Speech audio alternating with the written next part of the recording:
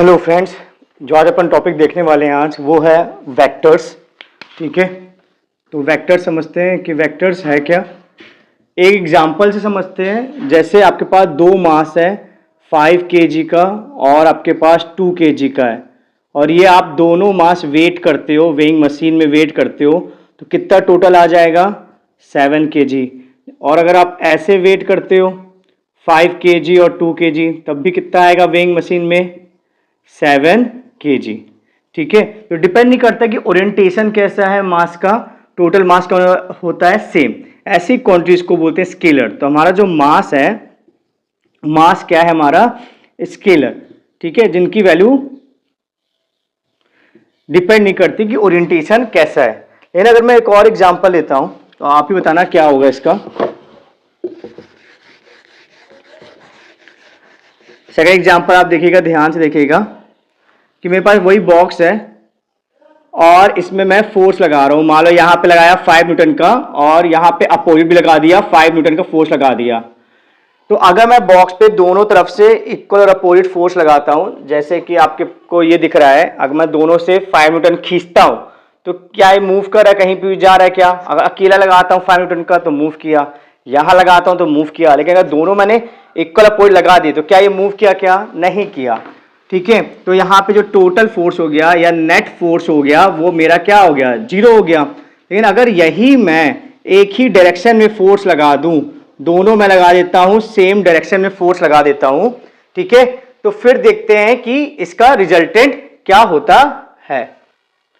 तो अगर फोर्सेस एक ही डायरेक्शन में लगेंगे, जैसे यहां भी 5 का लगाया, यहां भी दोनों फोर्स मैंने इस हाथ से भी 5 का लगाया, इस हाथ से, तो 10 से चला जाएगा।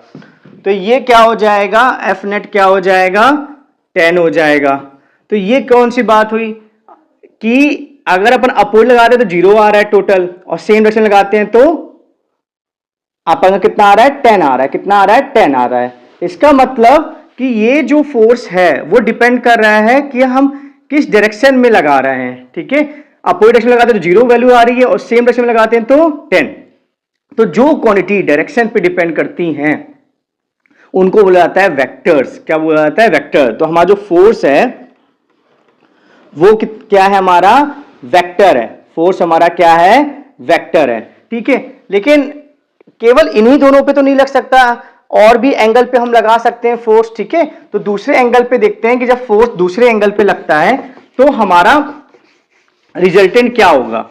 ठीक है, तो मान लेते हैं कि हमारा जो फोर्स है, एक फोर्स ऐसा लग रहा है 5 न्यूटन का और एक फोर्स ऐसा लग रहा है 5 न्यूटन का, मतलब परपेंडिकुलर फोर्स लग रहे हैं। ठीक है, तो अब क्या नेट होगा, तो इसमें बेटा चलता है कि हमारा चलता है पैरेललोग्राम लॉ। क्या चलता है, पैरेललोग्राम लॉ। पैरेललोग्राम लॉ जो होता है वो होता है कि अगर दो vector tail to tail combine है, जैसे ये वेक्टर क्या है, टेल टू टेल, इसको टेल बोला जाता है, इसको हेड, ये हेड और ये टेल, तो दो वेक्टर हैं एक 5 न्यूटन के, वो टेल टू टेल कंबाइन है। तो आप पहले पैरेललोग्राम कंप्लीट करिए, और जो ये डायगोनल होगा वो हमारा टोटल फोर्स होगा। तो अगर ये पैरेललोग्राम है तो अगर ये 5 न्यूटन है तो बच्चा ये भी क्या होगा, 5 न्यूटन। और मुझे ये निकालना है according to parallelogram, according to this law, if vectors are join tail to tail, tail to tail, then resultant is diagonal। Resultant क्या होता है, डायगोनल ऑफ पैरेललोग्राम। रिजल्टेंट क्या होता है, पैरेललोग्राम का डायगोनल होता है। ठीक है, मतलब टोटल फोर्स कितना होगा, पैरेललोग्राम का डायगोनल होगा। तो ये हम मान लेते हैं x, तो पाइथागोरस लगा देते हैं, तो क्या हो जाएगा, x square equal to 5 square plus 5 square, तो x स्क्वायर इक्वल टू 50, तो x क्या हो जाएगा, रूट ऑफ 50 न्यूटन। ठीक है, तो टोटल फोर्स 10 नहीं होगा इस केस में। 10 कब होगा, जब सेम डायरेक्शन में लगाते हैं, और जब 90 डिग्री एंगल बन रहा है तो हमारा आंसर कितना आ रहा है, रूट ऑफ 50 न्यूटन। ठीक है, तो जब दो फोर्सेस हमारे लगते हैं 90 डिग्री एंगल पे तो हम इस तरह निकालते हैं टोटल फोर्स। आई थिंक आपको ये समझ में आ गया होगा कि हम कैसे निकालते हैं। अब पैरेललोग्राम लॉ की अपन फीलिंग लेते हैं। ठीक है, कि ये तो हमने बोल दिया कि अगर दो वेक्टर टेल टू टेल जो होते हैं तो डायगोनल होता है। अभी फील नहीं आया होगा, तो अपन एक एग्जांपल से पैरेललोग्राम लॉ की फीलिंग लेते हैं कि ये कैसे वर्क करता है। पैरेललोग्राम लॉ जो होता है हमारा वर्क कैसे करता है। तो आपने देखा होगा जो बर्ड्स होती हैं वो अपने विंग्स को ऐसे नीचे की तरफ ऐसे करती हैं, ठीक है। तो वो फोर्स कैसे लगा रही हैं, ऐसे नीचे की तरफ लगा रही हैं, लेकिन इनको ऐसा फोर्स लगाने से क्या फायदा होता है, वो ऊपर जाती हैं। तो देखते हैं कैसे, कि मान लेते हैं कि ये जो बर्ड है ऐसा एक फोर्स लगाती है विंग से और ऐसा फोर्स लगाती है, ठीक है। तो ये मान लेते हैं F1 फोर्स लगा रही है और F2 फोर्स लगा रही है, ठीक है, ठीक है। अपने विंग को ऐसे नीचे कर रही है, ये F1 फोर्स है और ये F2 फोर्स है। तो पैरेललोग्राम लॉ के अकॉर्डिंग ये भी वेक्टर हो गया, टेल टू टेल कंबाइन है। तो हम क्या करेंगे, पैरेललोग्राम कंप्लीट करेंगे और रिजल्टेंट क्या होगा, करेक्ट, डायगोनल। तो ये होगा रिजल्टेंट फोर्स, ठीक है, जो बर्ड लगा रही होगी एयर में। ये कौन लगा रहा है, बर्ड ऑन एयर। तो जब ये बर्ड एयर में लगा रही है तो एक्शन रिएक्शन पेयर होता है, ठीक है। तो यही एयर क्या लगा देगा, बर्ड में, तो बर्ड में ऐसा लग जाएगा फोर्स। ये फोर्स कौन लगा देगा, बाय एयर ऑन बर्ड, जिससे कि बर्ड क्या हो जाएगी, ऊपर की तरफ जाएगी, ठीक है। इसलिए बर्ड्स अपने विंग्स को ऐसे फ्लैप करती है, ठीक है। आ रही बात समझ में, आपको आ रही है। तो पैरेललोग्राम लॉ तो ट्रू हुआ ना, है ना, हमने केवल मेंशन किया था। और आई थिंक आपको ये फीलिंग आ गई है पैरेललोग्राम लॉ की, कि हम जानते हैं कि बर्ड ऊपर क्यों गई है, क्योंकि उसने विंग्स को ऐसे किया है। और अकॉर्डिंग टू पैरेललोग्राम लॉ अगर दो vectors tail to tail combine होते हैं तो रिजल्टेंट क्या होता है, नीचे जाएगा, मतलब डायगोनल की तरफ जाएगा, ठीक है। अब अपन और भी एक अदर एंगल लेते हैं कि अगर 90 नहीं हुआ, कोई और भी एंगल हुआ, तो टोटल फोर्स हमारा क्या होगा, ठीक है। तो वही ब्लॉक है, ठीक है, और वही फोर्स लग रहा है 5 न्यूटन का, और 5 न्यूटन का फोर्स लग रहा है, लेकिन अब एंगल 60 डिग्री है। कितना है, 60 डिग्री है। हमें वही निकालना है, नेट फोर्स बोल दो या रिजल्टेंट फोर्स बोल दो या टोटल फोर्स बोल दो, बात तो एक ही है, कितना लग रहा है। तो ये भी पैरेललोग्राम लॉ को फॉलो करता है। पैरेललोग्राम लॉ अपन बाद में ड्राइव करेंगे। तो ये जो आती है वैल्यू आती है वो आता है F1 square plus F2 square plus 2F1 F2 cos theta. तो ये F1 हो गया आपका, ये आपका क्या हो गया बच्चों, F2 हो गया, और ये क्या हो गया, थीटा। बस इस फॉर्मूले में रख दो तो आपका क्या आ जाएगा, टोटल फोर्स आ जाएगा, ठीक है। तो देखते हैं यहाँ पे कि कितना आता है। तो ये हो जाएगा 5 का स्क्वायर प्लस 5 का स्क्वायर प्लस 2 इंटू 5 इंटू 5, और कॉस 60 होता है 1/2। तो ये कैंसिल हो जाएगा, ये हो जाएगा 75 न्यूटन। तो इतना आ जाएगा आपका F टोटल आ जाएगा। तो आपने देखा कि वेक्टर कैसे बिहेव करते हैं, ठीक है। स्केलर जैसे सिंपली ऐड नहीं होते हैं, वो कौन से लॉ को फॉलो करते हैं, करेक्ट, लॉ ऑफ पैरेललोग्राम को फॉलो करते हैं। मैंने एक बर्ड की एग्जांपल सबको फील भी दिलवाई लॉ ऑफ पैरेललोग्राम की। और कितना टोटल फोर्स लगेगा, जब दो फोर्सेस लगेंगे किसी भी एंगल पे, वो होता है ये फॉर्मूला। क्या, हमारे साथ रिपीट करिए, f net equal to correct root of F1 square plus F2 square plus 2F1 F2 cos theta. So thank you so much for this. Please like this video and subscribe this channel.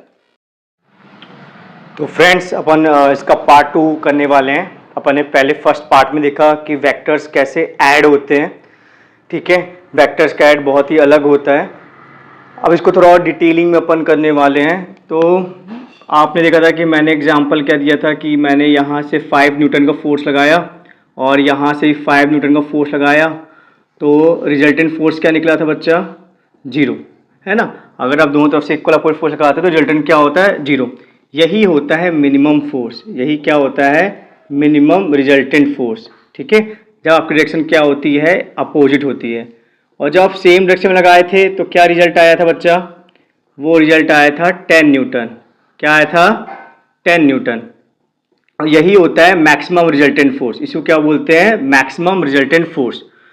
और फिर आपने क्या लगाया था, एक 90 degree पे लगाया था, तो क्या निकला था आपका F रिजल्टेंट जो निकला था वो under root of 5 square plus 5 square, मतलब अंडर रूट ऑफ 50 निकला था, ठीक है। ये आपका निकला था। अंडर रूट ऑफ 50 जो होगा वो लगभग क्या होगा, लगभग 7 आएगा, 7 न्यूटन, ठीक है। तो देखो 7 न्यूटन क्या है, 10 न्यूटन से कम है ना, मैक्सिमम से क्या है, कम है। और फिर हमने कोई और एंगल पे लिया था, ठीक है, 60 डिग्री पे हमने लिया था 5 न्यूटन हमने कहाँ पे लगाए थे, 60 डिग्री पे लगाए थे। तो हमारा क्या रिजल्टेंट निकला था, हमारा जो रिजल्टेंट निकला था फॉर्मूला के अकॉर्डिंग निकला था, ठीक है, और वो हमारे क्या था 75, ठीक है। तो ये कुछ 7.5 आता लगभग, लमसम 8 पॉइंट कुछ 8 और 9 के बीच में, 8.5 मान सकते हैं। तो आप देखिए कुछ भी हो, हम कोई भी एंगल लें तो हमारा जो नेट फोर्स है किस पे डिपेंड कर रहा है, एंगल पे डिपेंड कर रहा है। तो if two forces act on a body then resultant, जो रिजल्टेंट होता है डिपेंड्स ऑन एंगल, अलग अलग एंगल पे अलग अलग आएगा। देखो एंगल 180 डिग्री तो अलग आया, 0 डिग्री तो अलग आया, 90 तो अलग आया, और कोई अदर एंगल रैंडम एंगल तो अलग आया। लेकिन मैक्सिमम जो होगा, जो मैक्सिमम होगा रिजल्टेंट का, वो हमेशा क्या होगा, F1 प्लस F2 दोनों का सम। और जो मिनिमम होगा रिजल्टेंट का, वो होगा F1 माइनस F2, ठीक है। मैक्सिमम क्या होता है, दोनों का सम, ठीक है। ये आपका F1 है और ये क्या है, आपका F2 है। और मिनिमम क्या होता है, दोनों का डिफरेंस, ये मिनिमम होता है। तो चाहे आप कुछ भी एंगल ले लो, आपकी जो वैल्यू है टोटल फोर्स की, वो कहां से कहां तक जाएगी, बहुत ऑब्वियस बात है, मिनिमम से क्या जाएगी, मैक्सिमम जाएगी, ठीक है। मिनिमम से क्या जाएगी, मैक्सिमम जाएगी, ठीक है। तो किस तरह से क्वेश्चन बनता है इसका, एक अपन देख लेते हैं, आप इसका स्क्रीनशॉट ले सकते हो, ठीक है। तो इसका क्वेश्चन देख लेते हैं किस तरह से बनता है। तो क्वेश्चन ये बनता है कि if 10 Newton and 15 Newton force act on object, which of the following result is not possible, which of the following result is not possible, इनमें से कौन सा resultant force is not possible, ठीक है। तो हमें देखना है कि इनमें से कौन सा रिजल्टेंट फोर्स पॉसिबल नहीं होगा। तो ऑप्शन है हमारा, एक हो गया हमारा ऑप्शन हो गया 5 न्यूटन, बी ऑप्शन हो गया 25 न्यूटन, सी हो गया 30 न्यूटन और डी हो गया 20 न्यूटन। तो मैं आपको समय दे रहा हूँ 1-2 मिनट का, आप सोचिए। अभी मैंने आपको समझाया था जो टोटल फोर्स है उसकी एक मिनिमम वैल्यू होती है और एक मैक्सिमम। मिनिमम वैल्यू क्या होती है, दोनों का डिफरेंस, मतलब F1 माइनस F2। तो मिनिमम कितना होगा, 15 माइनस 10 क्या होगा, 5 न्यूटन। और मैक्सिमम क्या होता है, करेक्ट, F1 प्लस F2। तो क्या हो जाएगा, 10 प्लस 15, तो कितना हो जाएगा, 25 न्यूटन। तो इसके बीच वो कोई भी वैल्यू ले सकता है, क्या क्या ले सकता है, 6, 7, 8, 9, 10, 11, 12, 13, 14, 15, 16, 17, 18, 19, 20, 21, 22, 23, 24, इतनी सारी वैल्यू ले सकता है। वो डिपेंड करेगा आप क्या एंगल ले रहे हो। तो देखिए 5 हो सकती है वैल्यू, हाँ, 25 हो सकती है, हाँ, 30 हो सकती है, नहीं, क्योंकि मैक्सिमम वैल्यू भी 25 है, तो 30 कैसे हो जाएगी। और 20 हो सकती है, हाँ, तो वो 20 हो सकती है, ठीक है। तो इसका ऑप्शन है कि नॉट पॉसिबल का है 30 पॉसिबल नहीं हो सकती है। तो हमारा जो टोटल फोर्स है वो बहुत सारी वैल्यू ले सकता है, लेकिन उसका जो डोमेन है वो कहाँ से कहाँ होगा, मिनिमम से मैक्सिमम। आई थिंक आपको ये कॉन्सेप्ट समझ में आ गया होगा, ठीक है, टोटल फोर्स का। अपन एक अगले कॉन्सेप्ट पे बढ़ते हैं। तो बच्चों आज अपन जो नेक्स्ट कॉन्सेप्ट सीखेंगे वो भी बहुत इंटरेस्टिंग है। जो बेटा वेक्टर होता है, वेक्टर में 2 चीजें आती हैं, एक तो आता है मैग्नीट्यूड, क्या उसकी वैल्यू है, और दूसरा आता है डायरेक्शन। इसको अपन कैसे लिखते हैं, वेक्टर को कोई लेटर लेते हैं, उसके बाद एरो डालते हैं, मैग्नीट्यूड को ऐसे 2 स्ट्रेट लाइन, इसको मॉडुलस बोलते हैं, ऐसे लिखते हैं, और डायरेक्शन को ये बोलते हैं एक है, ये शो कर रहा है डायरेक्शन, ये शो कर रहा है मैग्नीट्यूड, और ये शो कर रहा है वेक्टर। एक एग्जांपल लेते हैं, मान लेते हैं एक कार है, और एक जो कार है वो इस डायरेक्शन में जा रही है 5 की स्पीड से, 5 मीटर पर सेकंड से। तो उसके पास वैल्यू भी और डायरेक्शन भी है, तो हमने लिख दिया ये v, मतलब वेक्टर, क्या वैल्यू है 5, और इस डायरेक्शन को बोलते हैं, एक्स डायरेक्शन को बोलते हैं आई कैप, क्या बोलते हैं, आई कैप, ठीक है। तो मान लेते हैं जैसे बॉल है वो ऐसे जा रही है, 2 मीटर पर सेकंड से ऊपर फेंकी है, तो फिर से वेलोसिटी को हम क्या लिख सकते हैं, वैल्यू कितनी है 2 और ऊपर तरफ जा रही है वाई डायरेक्शन में, तो वाई डायरेक्शन को बोलते हैं जे कैप। क्या बोलते हैं, जे कैप। तो एक्स डायरेक्शन को क्या कहा जाता है, एक्स डायरेक्शन को कहा जाता है आई कैप। क्या कहलाया जाता है, आई कैप। ठीक है, और वाई डायरेक्शन को क्या कहा जाता है, वाई डायरेक्शन को कहा जाता है जे कैप। ठीक है, तो किसी भी वेक्टर को हम कैसे रिप्रेजेंट कर सकते हैं, मैग्नीट्यूड इनटू डायरेक्शन। और वेक्टर में 3 डायरेक्शन होती है, आई जे के। आई हो गया ये, जे हो गया ऊपर और के हो गया आपकी तरफ। ठीक है, अब इसका स्क्रीनशॉट ले सकते हैं। तो बेटा एक और एग्जांपल लेके समझते हैं इस कॉन्सेप्ट को और डेप्थ में जाते हैं। तो जो नहीं हर कोई आई और जे में जाए, कोई इस डायरेक्शन में तो जा सकता है ना। मान लो कोई इस डायरेक्शन में जा रहा है या इस डायरेक्शन में फोर्स लग रहा है, एक बॉक्स है और मैंने इस डायरेक्शन में लगा दिया फोर्स 5 न्यूटन का। अब ये डायरेक्शन ना तो आई है ना तो जे है और हमें तो केवल आई और जे पता है, तो हम क्या करें, हमको इसको लिखना है। तो क्या किया जाता है कि, या आप ऐसे डिस्प्लेसमेंट वाले एग्जाम्पल से हम समझ सकते हैं कि कोई बंदा है, वो पहले इस तरफ गया। ठीक है, मान लेते हैं 5 किलोमीटर गया। ठीक है, इस तरफ, और फिर इस तरफ गया 3 किलोमीटर। ये थी उसकी इनिशियल पोजीशन और ये थी इसकी फाइनल पोजीशन। तो उसका डिस्प्लेसमेंट क्या होता है, हम सब जानते हैं डिस्प्लेसमेंट क्या होता है, इनिशियल पोजीशन से फाइनल पोजीशन। तो उसका डिस्प्लेसमेंट क्या हुआ, यही हुआ ना। फाइनली उसका जो डिस्प्लेसमेंट है वो ये हुआ। ठीक है, चला तो वो ऐसे और ऐसे, मान ले ए से बी गया 5 किलोमीटर, फिर बी से सी गया 3 किलोमीटर, लेकिन डिस्प्लेसमेंट क्या हुआ, ये डायरेक्शन हुआ जो इनिशियल पोजीशन और फाइनल पोजीशन को ज्वाइन करता है। ठीक है, तो हम एक और लॉ आएगा, ट्रायंगल लॉ। हमने आपको बताया था पहले वीडियो में पैरेललोग्राम लॉ, एक बर्ड वाले एग्जांपल से, कि बर्ड अपने विंग्स इस तरफ फोर्स क्यों लगाती है, क्योंकि जब भी दो vector tail to tail join होते हैं तब क्या होता है, करेक्ट, जो रिजल्टेंट होता है वो क्या होता है, डायगोनल। तो बर्ड एयर पे लगाती है नीचे तरफ फोर्स और एयर लगाती है बर्ड पे ऊपर की तरफ फोर्स, तो बर्ड ऊपर जाती है। तो जब हम ट्रायंगल लॉ भी देख रहे हैं, इसको टेल बोला जाता है, इसको हेड बोला जाता है। तो टेल हेड, फिर ये टेल बच्चा और ये फिर हेड। तो अगर टेल हेड करके दो वेक्टर ज्वाइन है तो उनका जो रिजल्टेंट होता है, ये क्या होता है, रिजल्टेंट। जो उनका रिजल्टेंट होता है वो होता है कि आप उस वेक्टर की टेल को टेल से ज्वाइन करो और उस वेक्टर के हेड को किससे ज्वाइन करो, हेड से। मतलब टेल हेड क्या देगा, टेल हेड देगा। ये होता है रिजल्टेंट, इसको बोलते हैं ट्रायंगल लॉ। ठीक है, इसको क्या बोलते हैं, ट्रायंगल लॉ, क्योंकि ट्रायंगल का फॉर्मेशन है, इसको बोलते हैं ट्रायंगल लॉ। तो ये रिजल्टेंट है। ठीक है, ये क्या है हमारा रिजल्टेंट। तो रिजल्टेंट हमको कैसे मिला, पहले हम ऐसे गए तो ये क्या हो जाएगा 5 और डायरेक्शन क्या है, करेक्ट, आई कैप, और फिर कैसे गए कितना 3 और कैसे गए, करेक्ट, वाई एक्सिस जे कैप। तो हमें क्या मिल गया, हमारा रिजल्टेंट मिल गया। तो देखो हमने इस डायरेक्शन को, जो हमें नहीं पता थी, हमें केवल आई और जे पता थी, इस डायरेक्शन को भी हमने किसकी हेल्प से लिख दिया, आई और जे। मतलब अगर केवल आई आ रहा है तो समझ में आता है कि आई डायरेक्शन में होगा, केवल जे आ तो समझ में आता है कि ऊपर जा रहा होगा, लेकिन अगर दोनों आ रहे हैं तो समझ जाओ कोई ना कोई चीज डायगोनल है। ठीक है, तो दो वेक्टर के सम से हम किसी और भी डायरेक्शन को शो कर सकते हैं।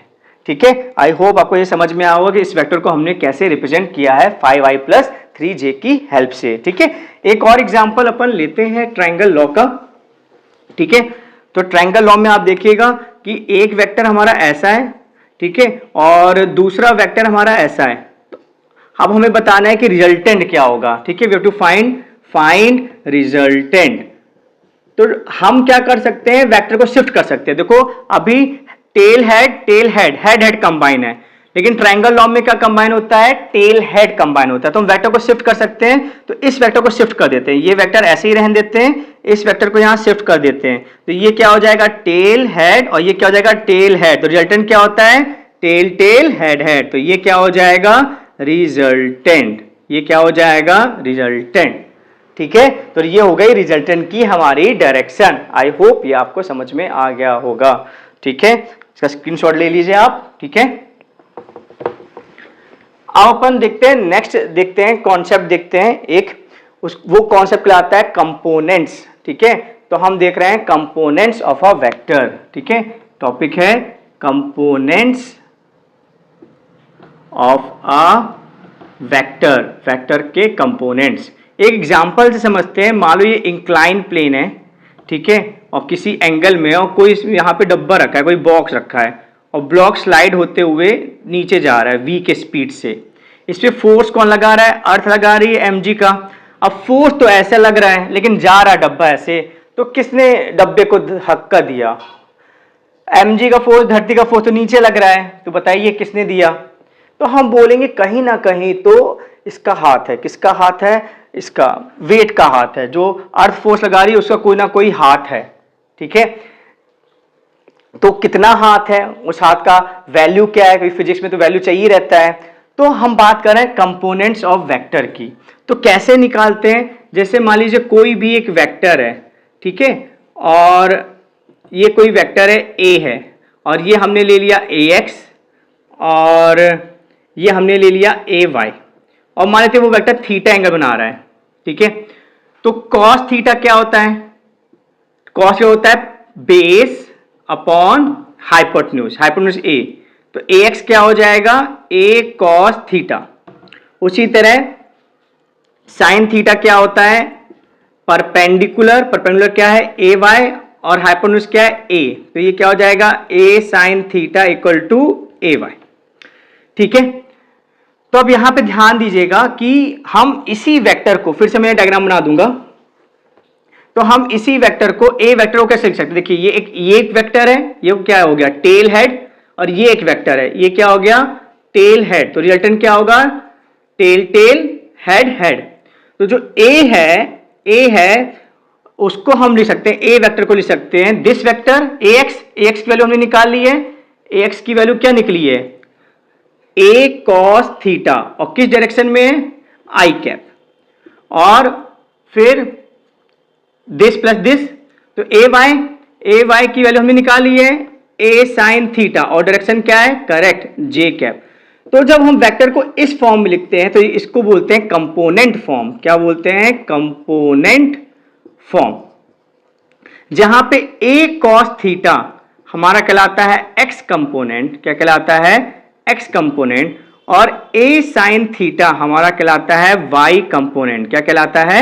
y कंपोनेंट, ठीक है। तो ये होते हैं कंपोनेंट्स होते हैं, ठीक है। हम इस अब एग्जाम जो मैंने क्वेश्चन पूछा था वो सॉल्व हो जाएगा। तो फिर से आप देखिए कि ये जो वेक्टर था, डायगोनल वेक्टर था, उसको हमने तोड़ दिया। कंपोनेंट मतलब तोड़ देना उस वेक्टर को। तो हमने तोड़ दिया x कंपोनेंट में और y कंपोनेंट। किसके आधार पे? करेक्ट, ट्राइंगल लॉ के आधार पे। क्योंकि हम जानते हैं टेल हेड, टेल हेड क्या देगा resultant? Tail tail head head.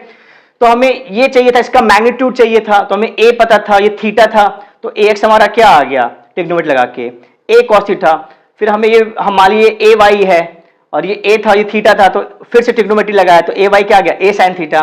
अब क्या हो जाएगा? दिस प्लस दिस, तो ax क्या था हमारा? a cos थीटा, तो a cos थीटा डायरेक्शन क्या? आई कैप। फिर ay, तो ay क्या निकाला था? a sin theta j cap. तो हमारा a वेक्टर क्या हो गया हमारा? a cos theta I cap, a sin theta j cap. जहां a cos थीटा क्या कहलाता है? x कंपोनेंट, और a sin थीटा कहलाता है y कंपोनेंट। तो इसका भी स्क्रीनशॉट ले लीजिए। अब आते हैं हमारे क्वेश्चन पे कि किसका हाथ है, किसने उस डब्बे को नीचे लाया। शायद अब आपको समझ में आ जाएगा। तो यहाँ पे देखते हैं, कुछ एक एंगल ले लेते हैं। मान लेते हैं ये जो हमारा स्लोप है 30 डिग्री के एंगल पे है, और यही हमारा डिब्बा है जो नीचे की तरफ जा रहा था, और ये वेट है mg, ठीक है। तो होता क्या है, यहां पे देखिए ये हमारा a था और ये थीटा था, तो ये क्या आया? a cos थीटा, और इसके परपेंडिकुलर क्या आया? a sin theta. तो बार बार हम ट्रिग्नोमेट्री नहीं लगाएंगे, ट्रिक लगाएंगे। ट्रिक क्या है? जो पास है वो कॉज है। तो वो राइम आ रहा है ना, पास कॉस। तो जो a के पास है, a के पास यही है, ये लाइन है, तो ये क्या होगा? cos theta. और जो cos के परपेंडिकुलर है वो साइन है, ठीक है। cos के परपेंडिकुलर क्या होगा?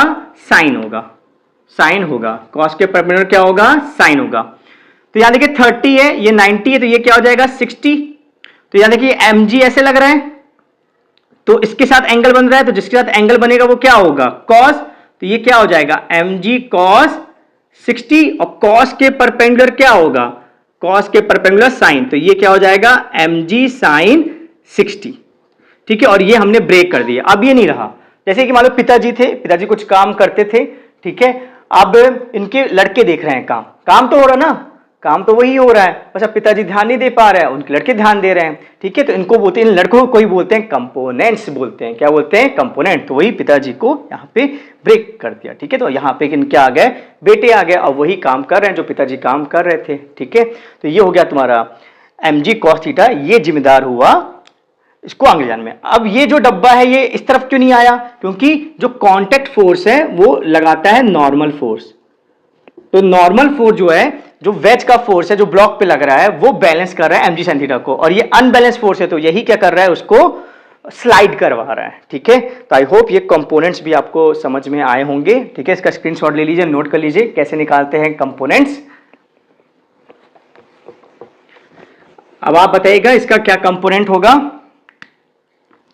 एक बॉक्स है और उसमें फोर्स इस डायरेक्शन में लग रहा है 60 डिग्री के एंगल पे, हमें इसका एक्स कंपोनेंट और वाई कंपोनेंट चाहिए। तो कभी भी ऐसा क्वेश्चन आएगा तो आप थोड़ा सा इसको बढ़ा देंगे, वेक्टर को शिफ्ट कर सकते हैं ना, आप बढ़ा देंगे, ठीक है। आपको क्या करना है, इसको बढ़ा देना है ना। तो फिर आप देखिएगा यहाँ पे कि यहाँ पे 60, तो ये भी क्या होगा 60, और ये 60 तो ये भी क्या हो जाएगा 60। अब देखिए आसान है, ये हमारा फोर्स था, मान लेते हैं 5 न्यूटन का ये फोर्स था जो हमने आगे बढ़ा दिया। अब इसके साथ एंगल बन रहे हैं, तो जो पास है वो करेक्ट कॉस है, तो ये क्या हो जाएगा 5 cos 60, और कॉस के परपेंडिकुलर क्या होता है, करेक्ट साइन, तो ये क्या हो जाएगा 5 sin 60, और ये हमने तोड़ दिया इस वेक्टर को, ठीक है। हाइपरसन में जो ये काम करेगा वही ये काम करेंगे। देखो एक और एग्जांपल से अपन समझ सकते हैं, जब हम देखते हैं कि जो एरोप्लेन है वो ऐसे ही जाती है, ऐसे क्यों जाती है, क्योंकि हम इसको समझ सकते हैं इसको कंपोनेंट ब्रेक करके। इसका कंपोनेंट क्या आएगा, एक हॉरिजॉन्टल और एक वर्टिकल, क्योंकि एरोप्लेन को आगे भी जाना है और ऊपर भी जाना है, इसलिए एरोप्लेन को टेढ़ा जाना पड़ता है, ठीक है। तो जो इफेक्टिव है, इफेक्टिव क्या होते हैं, कंपोनेंट्स होते हैं, दिखाई क्या दे रहा है ऐसा जाना, लेकिन हो क्या रहा है एक्चुअली में, एरोप्लेन आगे भी जा रहा है और ऊपर भी जा रहा है, तो उसके वो क्या हो गए, कंपोनेंट्स हो गए, ठीक है। आई होप ये समझ में आ गया होगा, ठीक है। इसका स्क्रीनशॉट ले लीजिए।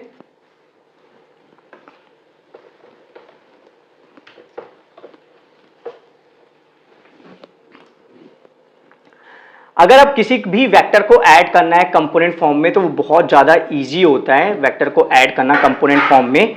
कैसे अपन ऐड कर सकते हैं वेक्टर को कंपोनेंट फॉर्म में, यहाँ पे देखिएगा, जैसे ए वेक्टर है आपका 3i + 2j + 5k, ठीक है।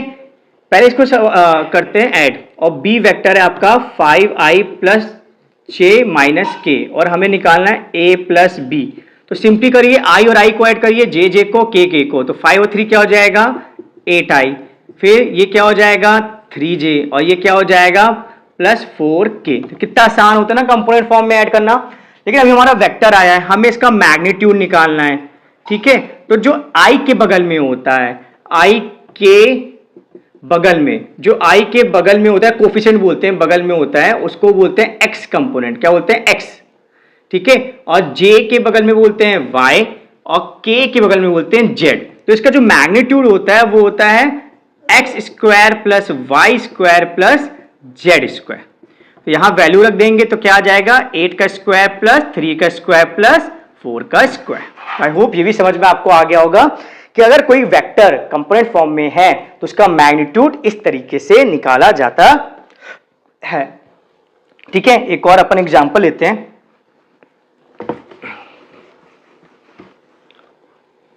मान लेते हैं कि जो रेन है वो ऐसे फॉल हो रही है 35 मीटर पर सेकेंड से, और विंड ऐसे चल रही है 20 मीटर पर सेकेंड से।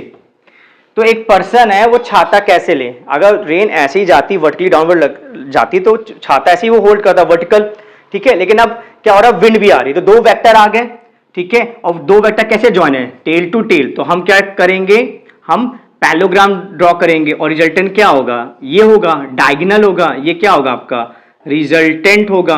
तो उसका जो छाता है वो कैसे पकड़ना पड़ेगा, उसको छाता ऐसे टेढ़ा पकड़ना पड़ेगा, ठीक है। अम्ब्रेला उसको ऐसे पकड़ना पड़ेगा, ठीक है, अगर उसको बारिश से बचना है। तो अब बारिश क्या स्पीड से गिर रही है और क्या एंगल से गिर रही है वो हमें निकालना है, ठीक है। तो हम जानते हैं कि हम ये पैलोग्राम है, ये 20 मीटर पर सेकेंड है, तो ये भी क्या हो जाएगा हमारा 20 मीटर पर सेकेंड हो जाएगा। अब रिजल्टेंट क्या होगा, ट्रायंगल और लगा दीजिए, टेल है तो क्या हो जाएगा टेल टेल हेड हेड। तो हमारी जो रिजल्टेंट है वेलोसिटी, रिजल्टेंट वेलोसिटी, उसको हम क्या लिख सकते हैं -35 और नीचे है तो क्या हो जाएगा -j, और फिर यहां पे जाना पड़ेगा तो ये भी क्या हो जाएगा, ये हो जाएगा आपका 20 माइनस आई कैप, क्या हो जाएगा 20 माइनस आई कैप। तो ये हमारा हो गया रिजल्टेंट वेलोसिटी। रिजल्टेंट हमारा कैसे निकला, दिस प्लस दिस, ठीक है। अब हम इसका मैग्नीट्यूड निकालना है, तो मैग्नीट्यूड क्या होगा, जे के बगल में क्या होता है y और i के बगल में क्या होता है x, और मैग्नीट्यूड क्या होता है x square plus y square होता है मैग्नीट्यूड, है ना, x स्क्वायर प्लस क्या होता है y स्क्वायर। तो वैल्यू रख देंगे तो क्या हो जाएगा 20 का स्क्वायर प्लस 35 का स्क्वायर, ठीक है।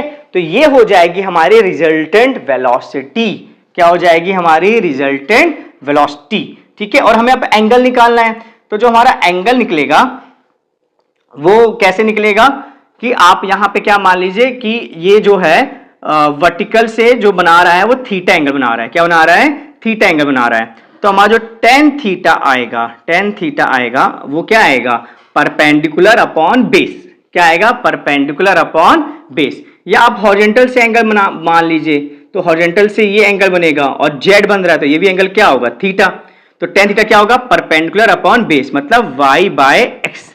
तो y कितना था आपका, j के बगल में y होता है 35 और x क्या था आपका 20। तो ये आ गया कि किस एंगल से, मतलब हॉरिजॉन्टल से किस एंगल से आपकी बारिश क्या हो रही है, फॉल हो रही है, ठीक है। तो आई होप आपको ये भी समझ में आया होगा कि अगर किसी के पास दो वेलोसिटी होती है, केवल बारिश गिर रही थी तो 35 था, लेकिन विंड भी चल रही है तो उसका भी इफेक्ट आएगा। कितना इफेक्ट आएगा, तो हम निकालेंगे इस मेथड से, निकालेंगे कंपोनेंट मेथड से, निकालेंगे उसका मैग्नीट्यूड, निकालेंगे root of x square plus y square, और डायरेक्शन इस तरीके से निकालेंगे। आई होप आपको समझ में आ गया होगा। Thank you so much, please like this video and subscribe my channel. तो फ्रेंड्स आज अपन कर रहे हैं प्रोजेक्टाइल मोशन कर रहे हैं। अपन ने कवर किया है मोशन इन स्ट्रेट लाइन और सर्कुलर मोशन किया है मैंने लास्ट लेक्चर में। अब अपन कर रहे हैं प्रोजेक्टाइल मोशन। तो यहाँ पे ध्यान देंगे, हमारा जो टॉपिक है ऑफ डिस्कशन वो है प्रोजेक्टाइल मोशन। तो मैंने आपको क्या सिखाया था, अगर स्ट्रेट लाइन मोशन चाहिए तो क्या कंडीशन होनी चाहिए, v जो होना चाहिए पैरेलल होना चाहिए एक्सेलरेशन के, या क्या होना चाहिए एंटी पैरेलल। ये किसकी कंडीशन है, स्ट्रेट लाइन मोशन की है। किसकी कंडीशन है, स्ट्रेट लाइन मोशन की ये कंडीशन है। फिर सर्कुलर मोशन की कंडीशन क्या थी, जो v होना चाहिए वो क्या होना चाहिए a के परपेंडिकुलर। ये किसकी कंडीशन है, सर्कुलर मोशन की कंडीशन है। किसकी कंडीशन है, सर्कुलर मोशन की कंडीशन है, ठीक है। इस हम क्या कर रहे हैं, कंडीशन कर रहे हैं कि क्या किस कंडीशन में कैसा मोशन होगा, ठीक है। अब थर्ड आता है प्रोजेक्टाइल, ठीक है। तो प्रोजेक्टाइल में क्या होता है कि जो v है एक के ना पैरेलल है ना परपेंडिकुलर है, एंगल पे है। मान लो ये v ऐसा है और a ऐसा है, ये v हो गया और ये a हो गया, ठीक है। या आपका उल्टा है, ये a हो गया और ये हो गया v हो गया। कोई भी केस आप लोगे तो आपका मोशन क्या होगा, प्रोजेक्टाइल होगा। जैसे ये देखिए यहाँ पे, अगर आपने जैसे यहाँ पे v ले लिया और यहाँ क्या ले लिया a ले लिया, या ये v है और ये ऑब्ट्यूस एंगल बन सकता है a, तो ये आपका चला गया प्रोजेक्टाइल। ये हो गया आपका प्रोजेक्टाइल, ठीक है। जब आप किसी चीज़ को नहीं फेंकते हो, ऐसे फेंकते हो, बॉल फेंकते हो, फ्रेंड को फेंकते हो, तो वो जा रहा है, वो क्या होता है प्रोजेक्टाइल होता है, ठीक है। तो इसमें क्या होता है v एंड a के बीच में क्या होता है एंगल, क्या होता है एंगल होता है, क्या होता है एंगल। वो एंगल ना तो 90 होता है, ना 0 डिग्री होता है, ना 180 डिग्री होता है, ठीक है। आई होप भी समझ में आया होगा कि जब v और a ना तो पैरेलल है, ना एंटी पैरेलल है, और ना ही परपेंडिकुलर है, उनकी में कोई अदर एंगल है, तो वो क्या होगा प्रोजेक्टाइल मोशन होगा। तो आई होप ये कंडीशन समझ में आपको आ गई होगी। इसका स्क्रीनशॉट आप ले लीजिए, ठीक है। अब इसको एनालाइज करते हैं, हम प्रोजेक्टाइल मोशन को एनालाइज करते हैं, ठीक है। आई होप आपने ले लिया होगा, स्क्रीनशॉट ले लिया होगा इसका कंडीशन का।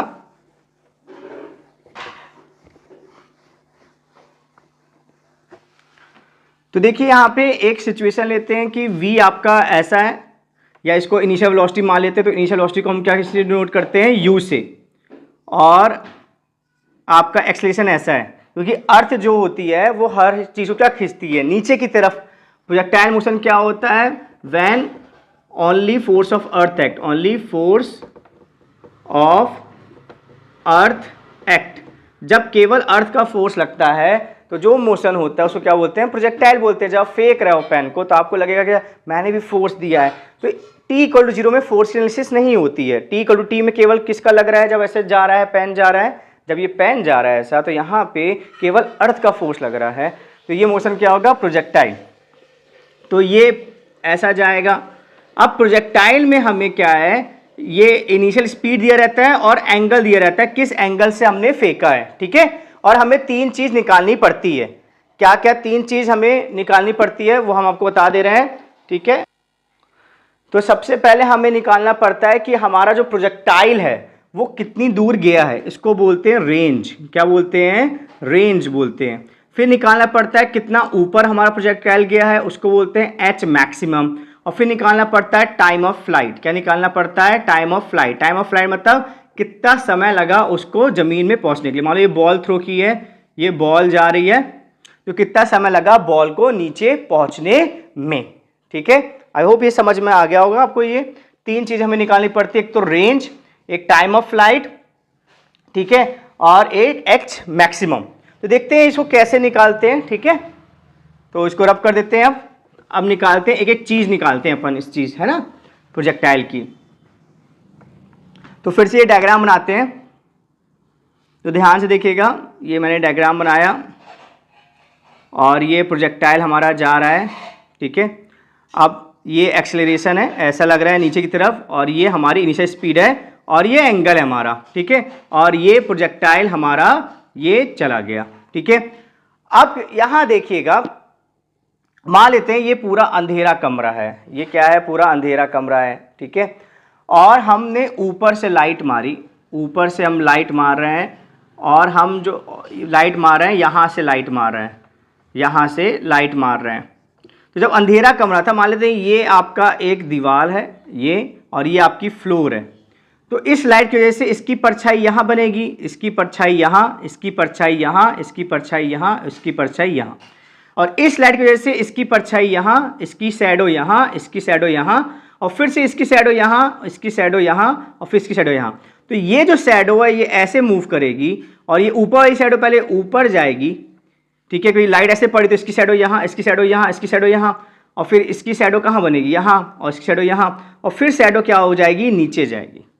अभी हम शैडो क्यों पढ़ रहे हैं, क्यों इसकी परछाई पढ़ रहे हैं, क्योंकि ये जो मोशन हो रहा है ये 2D हो रहा है। कैसा हो रहा है मोशन, ये 2D हो रहा है, प्लेन में हो रहा है, XY प्लेन में हो रहा है। और हमारे पास जो फॉर्मूले होते हैं स्ट्रेट लाइन के, v = u + at, h = ut + ½ square, वो किस में लगते हैं, 1D में। तो हमारे पास तो फॉर्मूले नहीं है ना कोई निकालने का, तो हम क्या करेंगे, जुगाड़ कर रहे हैं। जुगाड़ क्या कर रहे हैं, हम इस 2D मोशन को ब्रेक कर रहे हैं 1D में। अब बताइए, जितनी दूर ये इसकी परछाई जाएगी, शैडो जाएगी, उतनी दूर तो बॉल भी जा रही है ना।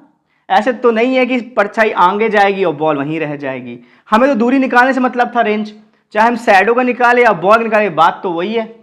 उसी तरह जितना टाइम समय लगेगी ये शैडो ऊपर से नीचे आने में, उतना ही समय लेगी बॉल आने में। ऐसा तो नहीं होगा बॉल पहले आ जाएगी शैडो बाद में आएगी। तो इसका हम समय निकाल लेते हैं शैडो का, जो कि स्ट्रेट लाइन मोशन कर रही है। और स्ट्रेट लाइन मोशन के हमारे पास फॉर्मूले हैं, हमें तो फॉर्मूले तो निकालना ही है। तो जितना समय शैडो लेगी उतना ये बॉल भी लेगी, तो इसका समय निकाल लेते हैं शैडो का। तो हम प्रोजेक्टाइल का भी समय निकालेंगे।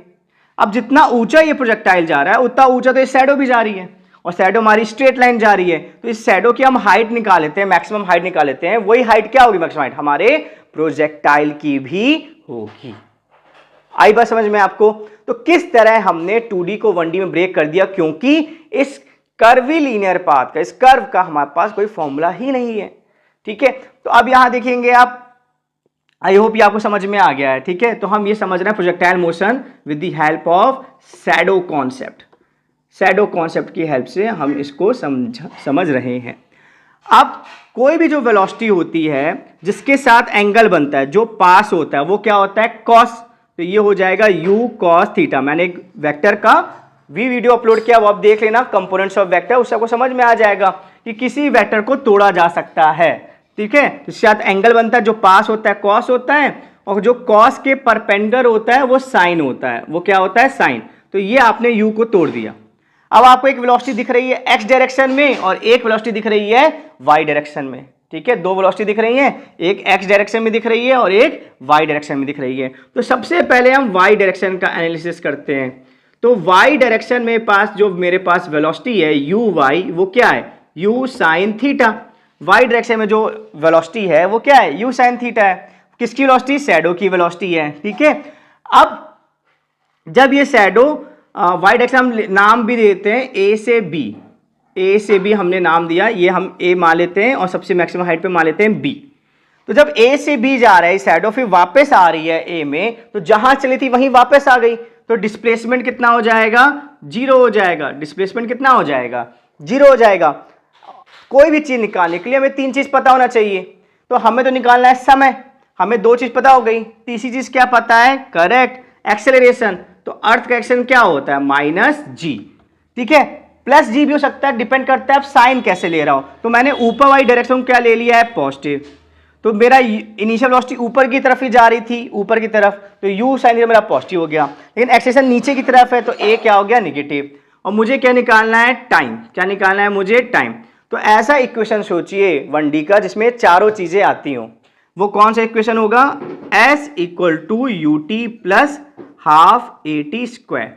तो S आपका 0 है, U आपका U साइन थीटा है, टाइम ऑफ फ्लाइट है T लिख देते हैं, हाफ A क्या लिख दिया, माइनस जी, और ये हो गया टी स्क्वायर।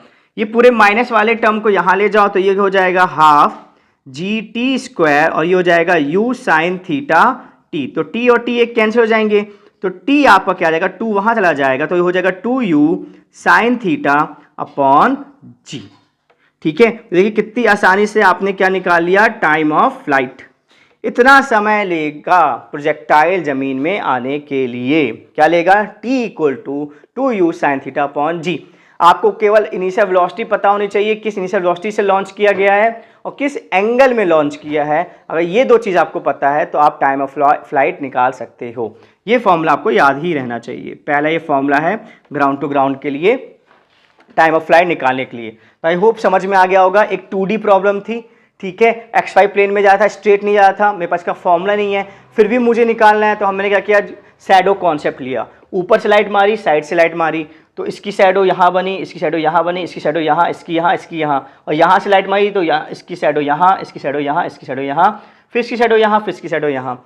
तो जितनी दूर ये शैडो जाएगी उतनी दूर ये रेंज होगा, जितना टाइम ये शैडो लेगी उतना टाइम होगा, और जितने ऊपर ये शैडो गई है उतने ऊपर प्रोजेक्टाइल भी जाएगा। और हमारी शैडो क्या कर रही है, 1D मोशन कर रही है, और 1D मोशन के लिए हमको फॉर्मूले पता होते हैं। ठीक है, 1D मोशन के लिए हमें फॉर्मूले पता होते हैं। तो हम टाइम ऑफ फ्लाइट निकाल रहे हैं। टाइम ऑफ फ्लाइट, तो शैडो जहां से गई वहीं वापस आ गई, तो डिस्प्लेसमेंट क्या होगा, 0। शैडो की इनिशियल स्पीड वाई डायरेक्शन में क्या थी, u साइन थीटा, और अर्थ क्या कर रहा है, माइनस जी। ठीक है, तो हम क्या कर रहे हैं, और अर्थ का एक्सेलरेशन कितना होता है, माइनस जी। क्यों है माइनस जी, क्योंकि ऊपर डायरेक्शन को हमने क्या लिया है, पॉजिटिव। अर्थ हमेशा नीचे खींचती है तो निगेटिव, क्योंकि ऊपर डायरेक्शन को क्या माना है, पॉजिटिव। तो ये चार चीज कहाँ आती हैं, s equal to U T plus half square, सबकी मैंने वैल्यू रख दी तो हमारा टाइम आ गया। ठीक है, तो आई होप ये आपको समझ में आ गया पॉइंट। अब हम निकालेंगे दूसरी चीज, निकालेंगे मैक्सिमम हाइट। क्या निकालेंगे, मैक्सिमम हाइट। अभी हमने क्या निकाला, टाइम ऑफ फ्लाइट का फॉर्मूला। ठीक है, तो मैक्सिमम हाइट, जब भी कोई चीज मैक्सिमम हाइट अटेंड करती है, जैसे पेन को मैंने थ्रो किया है, तो अपनी मैक्सिमम हाइट में इसकी वेलोसिटी क्या होगी, फाइनल वेलोसिटी 0 होगी। नहीं तो ये तो जाती ही जाएगी ना ऊपर, कहीं ना कहीं तो रुकेगी वापस आने के लिए, तो जहां रुकेगी वही क्या होगी, इसकी मैक्सिमम हाइट। तो हमेशा याद रखेंगे आपकी मैक्सिमम हाइट में आपकी फाइनल वेलोसिटी क्या होने वाली है, 0। u आपका क्या था, इनिशियल क्या था, वर्टिकल डायरेक्शन में u साइन थीटा था, a आपका क्या है, माइनस जी है, और आपको डिस्प्लेसमेंट निकालना है, वही आपका क्या है, h मैक्स है। तो आपका यहां पे फॉर्मूला लग जाएगा v square equal to u square plus 2as। तो ये आपका 0 है, इसका स्क्वायर करेंगे तो क्या आएगा, u square sine square theta, और 2 एक वाले क्या होगा, माइनस जी, और s क्या हो जाएगा, h मैक्सिमम। ये सब वहां कर देंगे तो क्या हो जाएगा, 2g h maximum equal to u square sine square theta. तो आपका यहां से एच मैक्सिमम जो निकल के आ जाएगा वो आपका आ जाएगा you square sine square theta upon 2g। ठीक है, तो ये आपका फॉर्मूला निकल के आ गया, h max equal to u square sine square theta by 2g। Time का फॉर्मूला आपको याद था, क्या था? 2u sine theta upon g। ये फॉर्मूले एकदम याद ही रहने चाहिए आपको। तो एच मैक्स समझ में आया। मैक्सिमम हाइट पे वेलोसिटी क्या होगी? Final velocity zero. कोई भी चीज हम थ्रो करते हैं अपनी वो मैक्सिमम हाइट में वेलोसिटी जीरो अटेंड कर लेता है। और इनसे स्पीड हमें पता है, ए पता है, और तीन चीज पता है, चौथी चीज हमने बड़ी आसानी से निकाल लिया। अब क्या बच्चों बचा है? हमारा रेंज। ठीक है, क्या बचा है? रेंज। तो चलिए रेंज निकालते हैं। रेंज भी बहुत आसानी से आप हमारा निकल जाएगा रेंज। रेंज के लिए हम जो ले लेते हैं, ये हमारा ए है और ये ले लेते हैं सी पॉइंट। तो ए सी की बात करते हैं। ए सी हमारा क्या हो जाएगा? एक्स डायरेक्शन हो जाएगा। क्या हो जाएगा? X direction. अब इस डायरेक्शन में हमारी स्पीड क्या है? यू एक्स क्या है? You cos theta. ठीक है, ओरिजिनल हमारी यू थी लेकिन हम यू को तोड़ दिए वर्टिकल में और हॉरिजॉन्टल में एनालिसिस करने के लिए। ठीक है, अब वो नहीं रहा यू, अब क्या बचा? You cos theta, you sine theta. तो यू एक्स क्या हो गया? You cos theta. क्या इस डायरेक्शन में एक्सेलरेशन है? नहीं है। तो ए एक्स क्या है हमारा? जीरो है। और ये जो डिस्प्लेसमेंट होगा वो क्या होगा? रेंज। जितने दूर ये शैडो जाएगी वही तो रेंज है। तो हमारा डिस्प्लेसमेंट क्या है? रेंज है। अब आपको क्या निकालना है? और टाइम। तो जितना समय आप बताइए ये परछाई लेगी आने में, उतना समय यही परछाई लेगी, क्योंकि इसी बॉल की दोनों परछाई है ना। तो इसका समय तो हम निकाल चुके हैं। क्या निकाले थे हम? 2u sine theta upon g। आ रही बात समझ में? तो देखिए प्रोजेक्टाइल को अगर शैडो कॉन्सेप्ट समझते हैं तो कितना आसान हो जाता है, एकदम फील आती। इस बॉल की ही दोनों परछाई है। ऐसा तो नहीं होगा ये परछाई पहले आ जाएगी और ये परछाई बाद में आएंगी, एक साथ ही आएंगी। जितना समय ये परछाई लेगी उतना समय ये भी परछाई लेगी। इस परछाई का समय हम निकाल चुके हैं, इसका हमें चाहिए था तो हम वही लिख देंगे जो उसका समय था। ठीक है, तो अब देखते हैं चारों किस में आते हैं। तो यहां आ जाएगा s equal to U T plus half A T square. S हमारा क्या है? रेंज। u हमारा क्या है? u cos theta. और t हमारा क्या है? 2u sine theta upon g। और ये a कितना है हमारा? जीरो। ये पूरा जीरो हो जाएगा। अब u इंटू यू क्या हो जाएगा बच्चों? u square. क्या हो जाएगा? u square. और 2 साइन थीटा कॉस थीटा होता है साइन 2 थीटा। क्या होता है? साइन 2 थीटा अपॉन क्या हो जाएगा? g। ये आ गया हमारा रेंज। ये क्या आ गया? हमारा रेंज। देखो तीनों चीज आ गई ना हमारी, रेंज भी आ गई, मैक्सिमम हाइट भी आ गई, और क्या आ गया? टाइम ऑफ फ्लाइट भी हमारा आ गया। ठीक है, आई होप आपको ये पूरा कॉन्सेप्ट समझ में आ गया होगा। अब अपन रेंज में दो चीज और पढ़ेंगे। ठीक है, वो समझते हैं दो चीज, इसको पहले रब कर देते हैं। तो अपन अब देख रहे हैं concept of maximum range. Maximum range हमें कब मिलेगी? ठीक है, तो हम देख रहे हैं concept of maximum range. Maximum range हमें कब मिलती है? तो मैक्सिमम रेंज हमें कब मिलती है? हम जानते हैं रेंज का फॉर्मूला क्या होता है? U square sine 2 theta upon G. अभी निकाला है। u हमारा फिक्स्ड है, g हमारा फिक्स्ड है। अब बदल सकते हैं एंगल। तो साइन का जो मैक्सिमम वैल्यू होती है, साइन थीटा की जो मैक्सिमम वैल्यू होती है वो क्या होती है? 1। वो कब होगा? जब थीटा क्या होगा? 90। ये 2 थीटा है, तो यहां पे जो थीटा है वो क्या हो जाए? यहां पे अगर थीटा 45 हो जाएगा तो साइन 2 थीटा क्या हो जाएगा? साइन 2 इंटू 45, तो क्या हो जाएगा? साइन 90। और ये वैल्यू क्या दे देगा? +1 मैक्सिमम। तो जब ये वैल्यू मैक्सिमम होगी तो आर भी क्या हो जाएगा? मैक्सिमम। तो आर मैक्सिमम की वैल्यू क्या होती है? ये वैल्यू 1 हो जाएगी जब 90 होगा। तो आर मैक्सिमम की वैल्यू होती है यू स्क्वायर बाय जी। और कब होती है? जब आपका जो एंगल होता है वो होता है 45 डिग्री। तो अगर कोई भी चीज अगर आप 45 डिग्री पे लॉन्च करोगे तो वो सबसे दूर जाएगी। जो एथलीट होते हैं जैसे नीरज एथलीट हैं वहाँ जैवलिन के, तो उनकी इतनी प्रैक्टिस है कि लगभग वो 45 डिग्री में ही लॉन्च करते हैं अपना जैवलिन। ठीक है, तो आई होप ये भी कॉन्सेप्ट समझ में आ गया होगा कि एक तो होता है रेंज का फॉर्मूला, और फिर हम देखिए अगर u फिक्स्ड है, g फिक्स्ड है, तो पूरा रेंज एंगल पे डिपेंड करता है। अगर ये मैक्सिमम वैल्यू होगी तो r भी मैक्सिमम हो जाएगा। ये वैल्यू मैक्सिमम कब होगी? जब ये पूरी वैल्यू अंदर वाली वैल्यू 90 होगी। तो ये वैल्यू अंदर वाली 90 कब होगी? जब थीटा आपका 45 होगा। तो 45 होगा तो ये 45 इंटू 2 90 हो जाएगा, साइन 90 1 हो जाएगा मैक्सिमम वैल्यू। तो जब ये मैक्सिमम होगा तो आर भी क्या हो जाएगा? मैक्सिमम। तो आर मैक्सिमम क्या होता है? u² बाय जी। कब होता है? थीटा इक्वल टू 45 डिग्री पे। ठीक है, आई होप ये भी समझ में आ गया आपको। अब हम देख रहे हैं क्या ऐसा हो सकता है कि किसी दो एंगल्स पे अगर यू हम फिक्स रखें हमें वही रेंज मिल जाए। ठीक है, तो जैसे कि ये हमने प्रोजेक्टाइल को लॉन्च किया है और इसकी रेंज आर है, और किसी अदर एंगल पे हम लॉन्च करें और हमें वही रेंज मिल जाए, सेम रेंज, तो हमें वो एंगल निकालना है। मान लें ये एंगल θ1 है और ये एंगल θ2 है, तो इनमें क्या रिलेशन है। ठीक है, तो अगर देखा जाए तो इनमें जो रिलेशन होता है ये होते हैं complementary angles. So when angles are complementary, complementary क्या होता है, sum of angle 90 degree, sum of angle क्या होना चाहिए, 90 होना चाहिए, सम ऑफ एंगल क्या होना चाहिए, 90 डिग्री होना चाहिए। व्हेन एंगल्स आर कॉम्प्लीमेंट्री मतलब सम ऑफ एंगल 90 डिग्री होता है, तो range are same, range are same. जैसे कि अगर हमने एक एंगल लिया θ1 30 डिग्री, तो इसका कॉम्प्लीमेंट्री क्या होगा बच्चों, 90 के लिए क्या चाहिए रहेगा, 60 डिग्री। तो θ1 एंगल पे और θ2 एंगल पे, अगर θ1 एंगल पे रेंज R1 है, θ2 एंगल पे रेंज R2 है, तो R1 इक्वल टू क्या हो जाएगा, R2 आपका हो जाएगा। ये कैसे आता है, बहुत सिंपल है। R हम जानते हैं क्या होता है, U square sine 2θ upon G, U fix रखे हैं, G भी फिक्स रखे हैं, पे 30 रखते हैं, तो ये हो जाएगा साइन 60।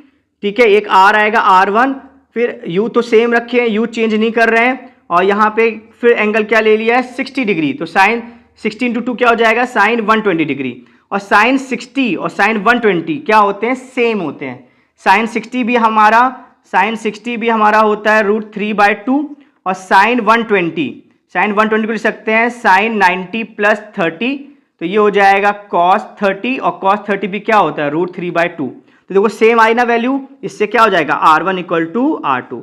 तो मेन पॉइंट ये था कि अगर एंगल्स कॉम्प्लीमेंट्री है तो जो रेंज होती है वो क्या होती है, सेम होती है। आई थिंक आपको ये कॉन्सेप्ट समझ में आ गया होगा। ठीक है, अब एक अगले कॉन्सेप्ट की ओर अपन चलते हैं, इसका स्क्रीनशॉट ले लीजिए आप। तो प्रोजेक्टाइल मोशन में जो हमें लास्ट कॉन्सेप्ट सीखना है वो होता है इक्वेशन ऑफ ट्राजेक्ट्री।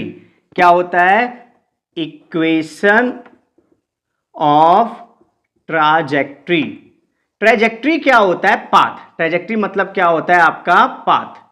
कैसा पाथ होगा, ठीक है, प्रोजेक्टाइल मोशन का पाथ कैसा होगा, सीधा होगा, सर्कुलर होगा, पैराबोला होगा, हाइपरबोला होगा, कैसा पाथ होगा, तो वही अपन वर्कआउट करने वाले हैं। ठीक है, ट्रेजेक्ट्री मतलब होता है पाथ।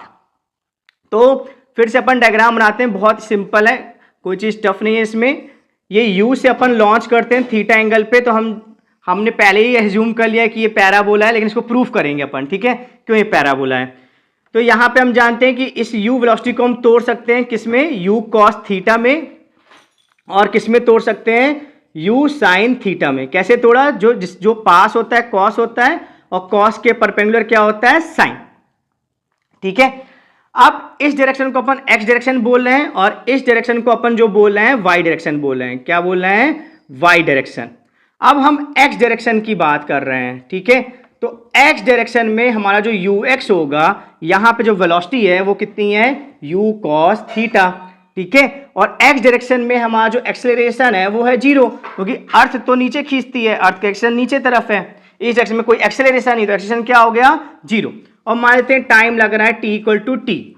ठीक है, हमें निकालना है x, हमें क्या निकालना है, x, कि कोई अगर u cos थीटा से चलता है और एक्सेलरेशन नहीं है तो t समय बाद वो कहां पहुंचेगा। तो हम लगा देंगे s equal to U T plus half A T square. तो ये हमारा आ जाएगा, डिस्प्लेसमेंट हमारा x है, u हमारा हो गया u साइन थीटा, t तो t है, a हमारा 0 है, तो यही आ जाएगा। तो ये आ गया x equal to u sine theta t। यहां से टाइम हम निकाल लेंगे, ये आ जाएगा u sine theta upon x। तो ये हो गया हमारी इक्वेशन 1, कि इतने टाइम में जो u cos थीटा से चला है, यहां पे u cos थीटा आएगा, जो u cos थीटा से चला है वो इतने टाइम में x दूरी तय कर लेगा। ठीक है, अब अपन ये रिजल्ट रख लेते हैं, t हमने निकाल लिया है u cos theta upon x, ये हमारा रिजल्ट आ गया है इससे। अब हम y डायरेक्शन की बात करते हैं, सब स्टैंडर्ड स्टेप्स हैं, इसको निकालने के लिए यही अपनाना पड़ता है। ठीक है, t एलिमिनेट करना पड़ता है, और वाई और एक्स में हमें इक्वेशन करनी पड़ती है, क्योंकि इक्वेशन जैसे हमने स्ट्रेट लाइन का पढ़ते हैं, इक्वेशन स्ट्रेट लाइन का क्या होता है, y equal to M X plus C, या हम लिख दें कि y equal to 3x plus 5। तो ये क्या है, किसका इक्वेशन है, स्ट्रेट लाइन का।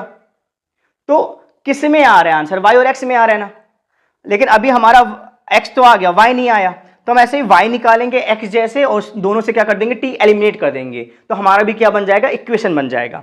ठीक है, तो यहां देखेंगे, तो जब हम y डायरेक्शन ले रहे हैं, क्या डायरेक्शन ले रहे हैं, हम y डायरेक्शन ले रहे हैं, तो y डायरेक्शन में हमारी जो वेलोसिटी है इनिशियल, वो हमारी इनिशियल वेलोसिटी क्या है, u साइन थीटा। कितनी है, u sine theta.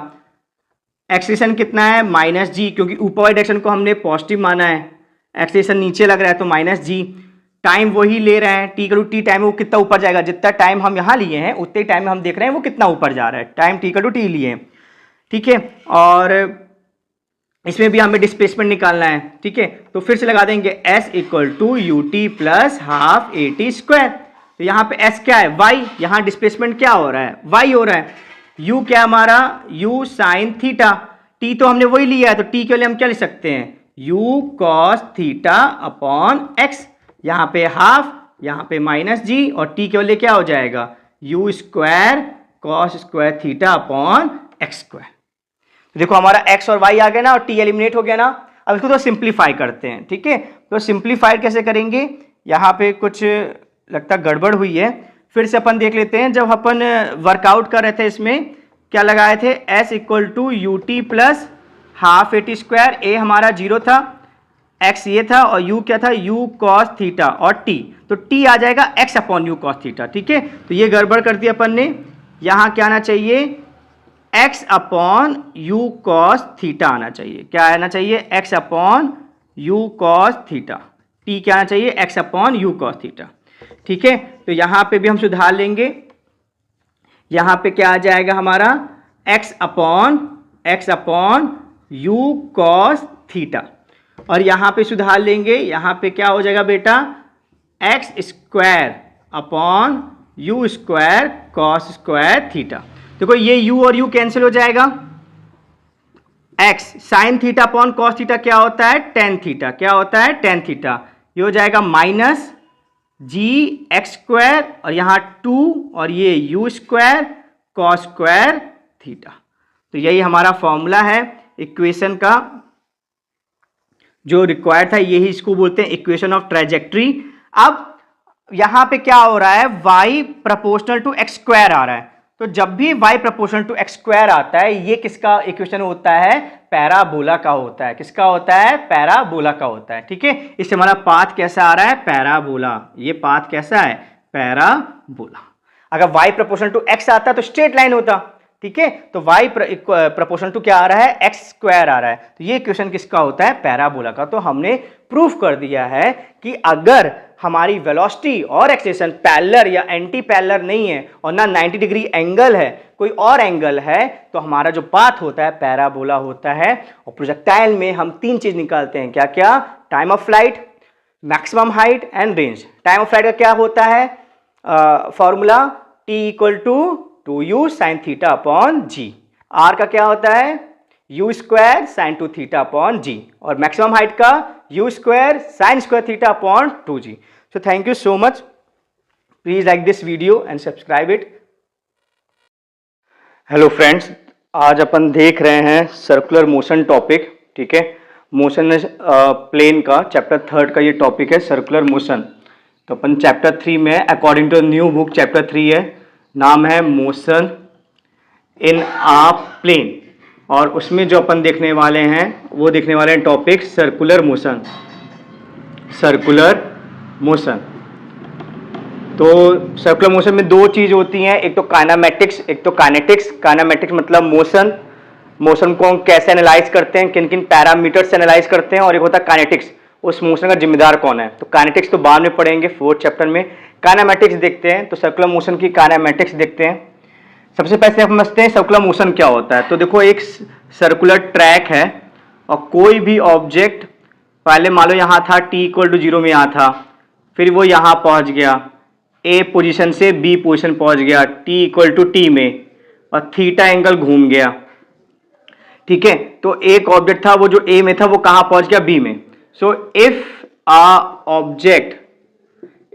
object move in a circle, if a object move in a circle, then motion is known as circular motion, then motion is known as circular motion.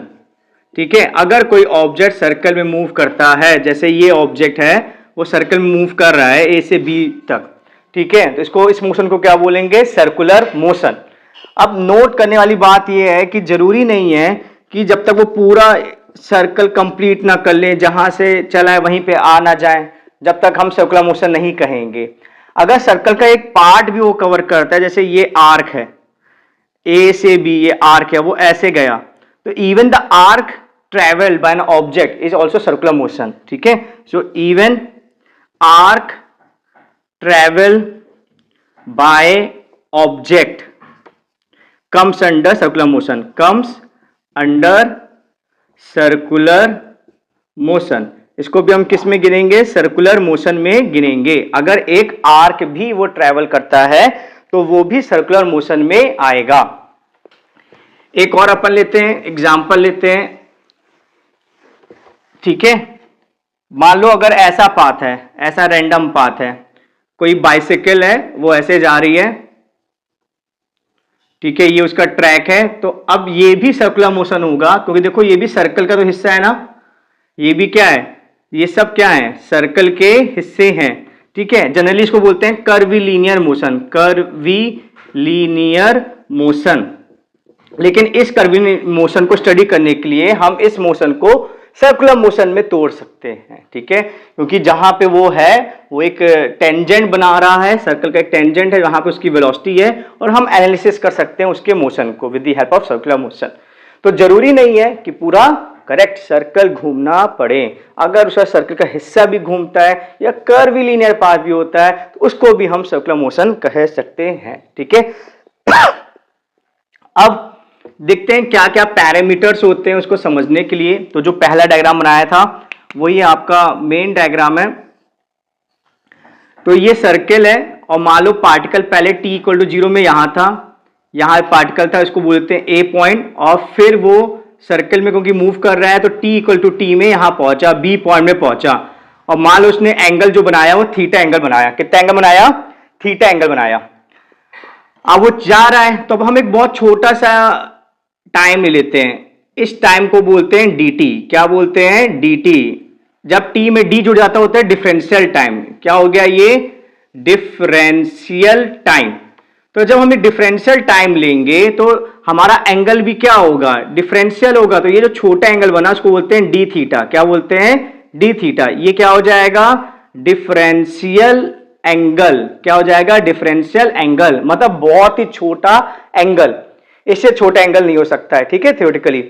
तो जब हमने differential time लिया, क्योंकि move कर ही रहा था already, ठीक है, तो थीटा एंगल के बाद जो उसने फिर और डी थीटा कवर किया, थीटा एंगल के बाद, थीटा एंगल के बाद उसने डी थीटा एंगल कवर किया. किस टाइम में किया, dt टाइम में, dt टाइम में. ठीक है, थीटा एंगल कवर करने के बाद अगला जो डी थीटा है उसने dt टाइम में कवर किया, dt टाइम में. तो किस रेट से वो डी थीटा कवर कर रहा है उसी को बोलते हैं एंगुलर वेलोसिटी. ठीक है, तो ये जो थीटा है हमारा, ये होता है एंगुलर डिस्प्लेसमेंट. क्या होता है, एंगुलर डिस्प्लेसमेंट. ठीक है, ये होता है एंगुलर डिस्प्लेसमेंट. ये हमेशा नापा जाता है रेडियन में. किस में नापा जाता है, रेडियन में. रेडियन और डिग्री में क्या रिलेशन होता है, पाई रेडियन जो होता है वो 180 डिग्री होता है. कितना होता है, 180 डिग्री होता है. ठीक है, या हम ऐसे बोल सकते हैं कि 180 डिग्री पाई रेडियन होता है. तो 1 डिग्री कितना होगा, 1 डिग्री आपका बच्चा होगा पाई बाय 180 रेडियन. ठीक है, तो थीटा डिग्री क्या होगा, यूनिटरी मेथड से लग रहा है, तो थीटा डिग्री होगा pi by 180 into theta radian. तो कोई भी अगर आपको एंगल थीटा में दिया गया है तो आपको क्या करना है, आपको उसको मल्टीप्लाई करना है किससे, पाई बाय 180 से आपको उसको क्या करना है, मल्टीप्लाई करना है। ठीक है, चलिए देखते हैं, एग्जाम्पल से देखते हैं। ठीक है, तो अगर हमारे पास एंगल है 45 डिग्री, अगर हमारे पास एंगल है 45 डिग्री तो कितना रेडियन होगा, हमने बताया उस एंगल को आप मल्टीप्लाई कर दो पाई बाय 180 से, तो ये क्या हो जाएगा, 5 9 जा, 5 3 जा, 5 6 जा और 9 1 जा, 9 4 जा, तो क्या हो जाएगा, पाई बाय 4 रेडियन। ठीक है, आगे बात में एंगल कभी भी फिजिक्स में डिग्री में नहीं लिखना है, रेडियन में लिखना है। कैसे कन्वर्ट करेंगे, बहुत सिंपल है, जो भी एंगल आपको डिग्री में दिया जाएगा उसको किससे मल्टीप्लाई करोगे, करेक्ट, पाई बाय 180 से आप क्या कर दोगे, मल्टीप्लाई। जैसे 45 को मैंने मल्टीप्लाई कर दिया पाई बाय 180 से, तो क्या आ गया, पाई बाय 4। तो आपको इतना समझ में आया होगा, थीटा को एंगुलर डिस्प्लेसमेंट कहा जाता है, और जो हमारा थीटा होता है वो रेडियन में होता है। और क्या रिलेशन होता है थीटा और रेडियन का, 180 degree equal to pi radian. अब थीटा एंगल के बाद उसने डी थीटा एंगल कवर किया dt टाइम में, तो किस रेट से वो डी थीटा एंगल कवर कर रहा है। जैसे फॉर एग्जांपल आप यहां पे देखिए, ये एंगल कवर हो रहा है, ठीक है, ये आराम आराम से एंगल कवर हो रहा है, ये जल्दी एंगल कवर हो गया, तो किस रेट से एंगल बढ़ रहा है, ठीक है, how fast the angle is changing, ये बताता है ओमेगा। तो हम एक, इसे W नहीं है, ये ग्रीक लेटर है, इसको बोला जाता है ओमेगा। क्या बोला जाता है, ओमेगा। ये हमारा एंगुलर वेलोसिटी, क्या है हमारा एंगुलर वेलोसिटी, और ये डिफाइन होता है D theta by D T. ठीक है, तो किस रेट से आपका जो एंगल है चेंज हो रहा है वो जान के देगा हमारा ओमेगा, जो है एंगुलर वेलोसिटी, और उसकी जो यूनिट होगी डी थीटा, तो रेडियन में होता है एंगल, और ये टाइम हो गया सेकंड में, तो इसकी यूनिट होती है रेडियन पर सेकंड। क्या होती है, रेडियन पर सेकंड। ठीक है, आई बात समझ में। कभी कभार क्या होता है, इसका रेवोल्यूशन दे दिया जाता है, रेवोल्यूशन पर मिनट, जैसे पंखा घूम रहा है, ठीक है, तो एक मिनट में कितने वो चक्कर लगा रहा है, तो आपको कभी कभार दिया जाता है रेवोल्यूशन पर मिनट, लेकिन आपको उसको चेंज करना है किसमें, रेडियन पर सेकंड में, क्योंकि आपका जो एसआई यूनिट है ओमेगा वो रेडियन पर सेकंड। कैसे करोगे, एक रेवोल्यूशन में बताओ कितना घूम जाएगा, करेक्ट 360 डिग्री। जब 360 डिग्री घूम जाएगा, डिग्री में तो एंगल होता नहीं है, रेडियन में होता है, तो 180 डिग्री को पाई रेडियन लिखते हैं, तो 360 को क्या लिखेंगे, 2 पाई रेडियन।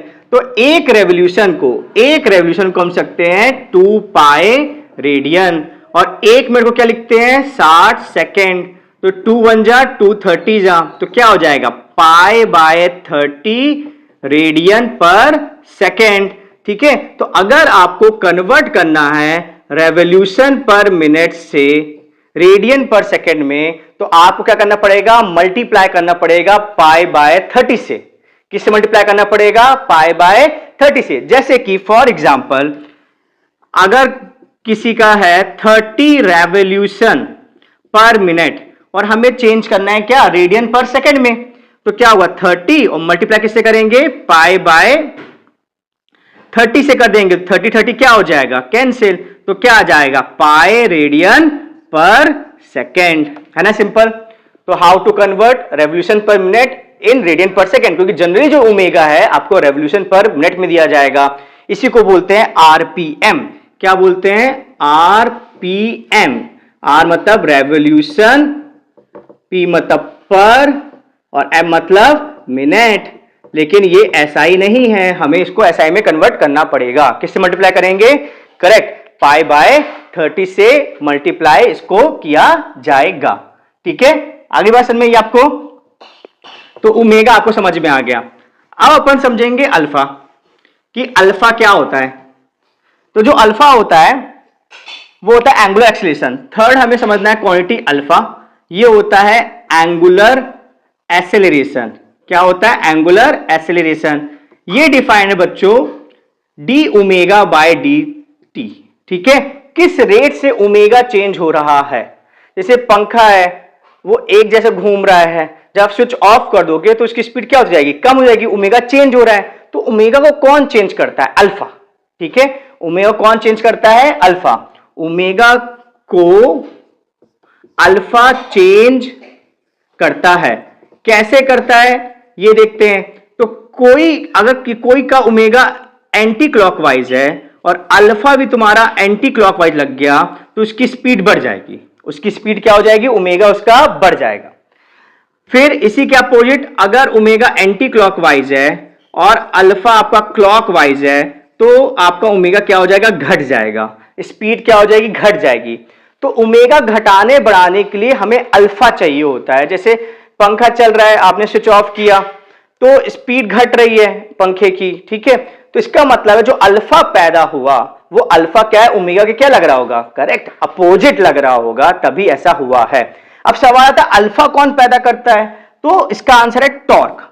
तो टॉर्क क्रिएट अल्फा, टॉर्क हमारा अल्फा पैदा करता है। कौन अल्फा पैदा करता है, टॉर्क, ठीक है, टॉर्क। जैसे कि आप एग्जांपल समझ सकते हो, दरवाजे का एग्जांपल या इसका एग्जांपल समझो। जैसे इसको हमें इसका एंगल चेंज करना है तो मैंने इस पे फोर्स लगाया, लेकिन जब मैंने इस पे फोर्स लगा रहा हूं क्या ये डिस्प्लेस हुआ, क्या यहां से वहां नहीं हुआ, ये क्या हुआ, इसका एंगल चेंज हुआ।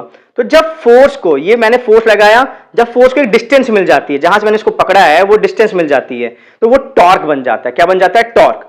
तो फोर्स को जब डिस्टेंस मिल जाती है, परपेंडिकुलर डिस्टेंस मिल जाती है जहां से आप वो फिक्स्ड है, तो वो बन जाता है टॉर्क। तो टॉर्क क्रिएट्स अल्फा। और टॉर्क खुद क्या होता है, टॉर्क होता है खुद फोर्स इंटू परपेंडिकुलर डिस्टेंस। क्या होता है, फोर्स इंटू परपेंडिकुलर डिस्टेंस। तो आपको समझ में आया क्या हो रहा है, सबसे पहले टॉर्क आएगा, सबसे पहले कौन आएगा, टॉर्क, ठीक है। टॉर्क क्या पैदा करेगा, टॉर्क पैदा करेगा अल्फा, ठीक है। फिर डिपेंड करेगा कि अल्फा ओमेगा के पैरेलल है या अल्फा ओमेगा के एंटी पैरेलल है। ओमेगा पहले से गिवन होगा किस डायरेक्शन में, तो अगर पैरेलल है तो ओमेगा बढ़ जाएगा और अगर एंटी पैरेलल है तो ओमेगा घट जाएगा, ठीक है। तो सबसे पहले टॉर्क आएगा, टॉर्क अल्फा पैदा करेगा, अल्फा फिर देखा जाएगा कि वो ओमेगा के साथ लग रहा है या ओमेगा के अपोजिट लग रहा है, और ओमेगा की डायरेक्शन आपको पहले से ही क्या होगी, गिवन होगी, ठीक है। तो आई होप आपको ये समझ में आया होगा, ठीक है, कैसे आपकी एंगुलर वेलोसिटी चेंज होती है, ठीक है। तो एंगुलर एक्सेलरेशन ही एंगुलर वेलोसिटी को चेंज करता है और उस एंगुलर एक्सेलरेशन को कौन पैदा करता है, करेक्ट, टॉर्क। और टॉर्क क्या होता है, फोर्स इंटू परपेंडिकुलर डिस्टेंस, ठीक है। अब अपन नेक्स्ट कॉन्सेप्ट पे जाते हैं। तो जब मैंने आपको स्ट्रेट लाइन मोशन सिखाया था तो मैंने बताया था कोई भी ऑब्जेक्ट जो स्ट्रेट लाइन मूव करता है, कांस्टेंट एक्सेलरेशन से मूव करता है, तो वो कुछ नियम का पालन करता है। उन नियम को बोलते हैं इक्वेशन ऑफ मोशन। वो नियम क्या थे, आई होप आपको याद होंगे वो नियम। पहला नियम क्या था, v equal to u plus a t. Second नियम क्या था, s equal to U T plus half A T square. Third नियम क्या था, s equal to v plus u by two into t. और चौथा नियम क्या था, v square equal to u square plus two a S.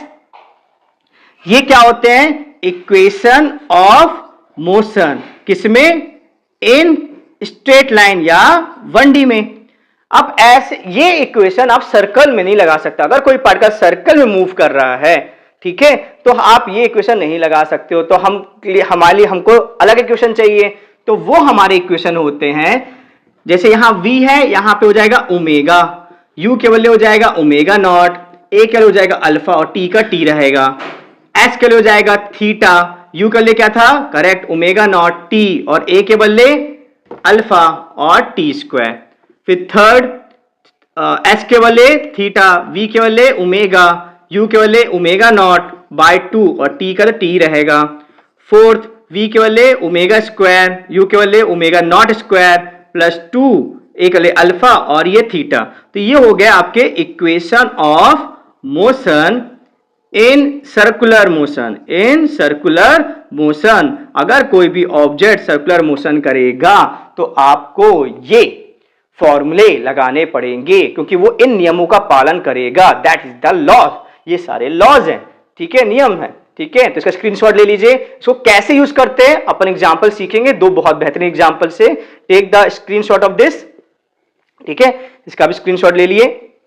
अब अपन समझेंगे नेक्स्ट टॉपिक में कि इन दोनों में रिलेशन क्या है। ये हो गए लीनियर क्वांटिटीज, ये हो गई सर्कुलर क्वांटिटीज। क्या इनमें रिलेशन है या नहीं, चलिए इसको समझते हैं कि रिलेशन इनमें बनता है या नहीं बनता है।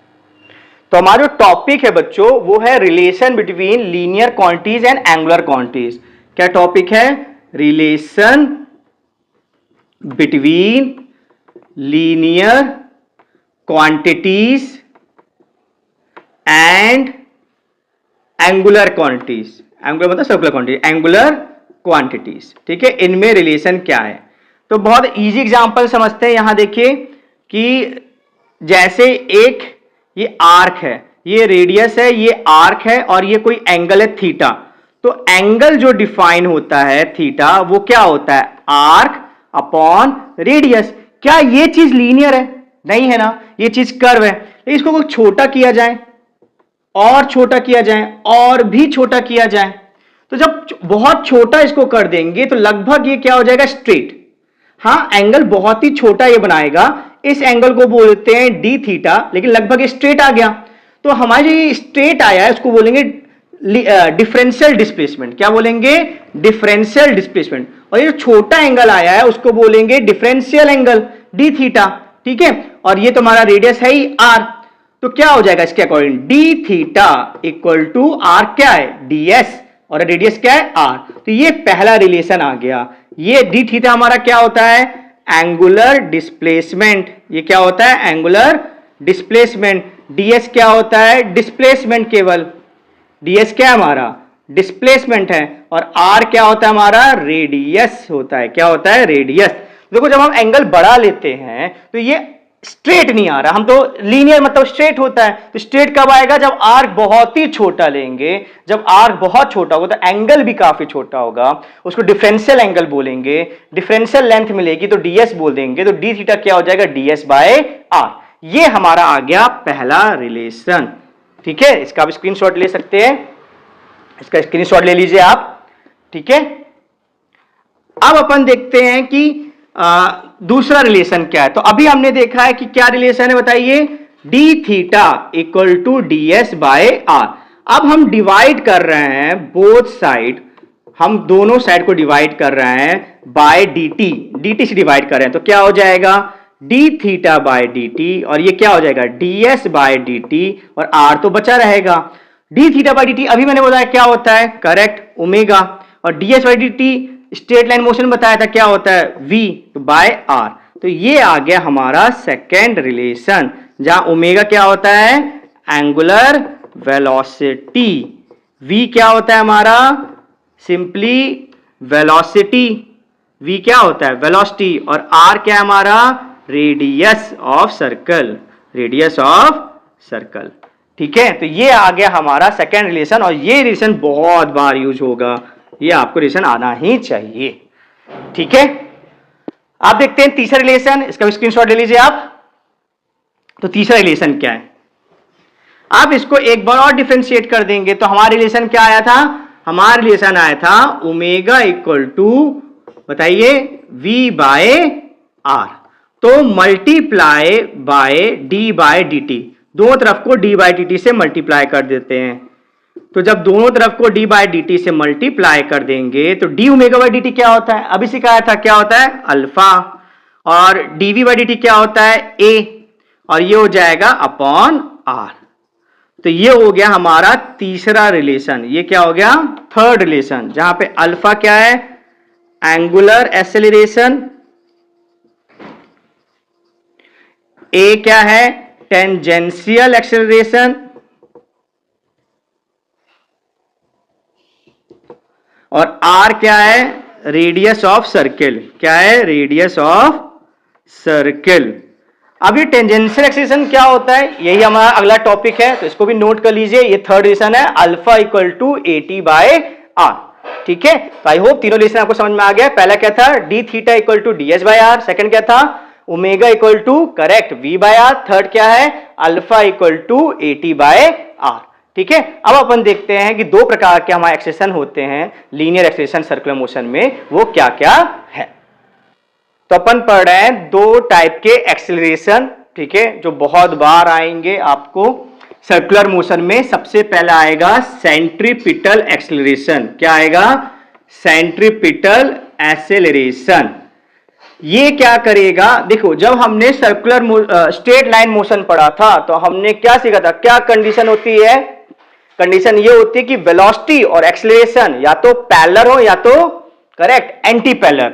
सर्कुलर मोशन में कंडीशन क्या होती है कि वेलोसिटी के परपेंडिकुलर हो एक्सेलरेशन, क्या हो, वेलोसिटी के परपेंडिकुलर। जब वेलोसिटी के परपेंडिकुलर एक्सेलरेशन होगा तभी हमारा क्या होगा, सर्कुलर मोशन होगा। So this is the must condition for circular motion. Circular motion के लिए ये मस्ट कंडीशन है। अगर सर्कुलर मोशन को होना है तो वेलोसिटी को एक्सेलरेशन के परपेंडिकुलर होना ही पड़ेगा, नहीं तो सर्कुलर मोशन नहीं होगा। आगे बात समझ में।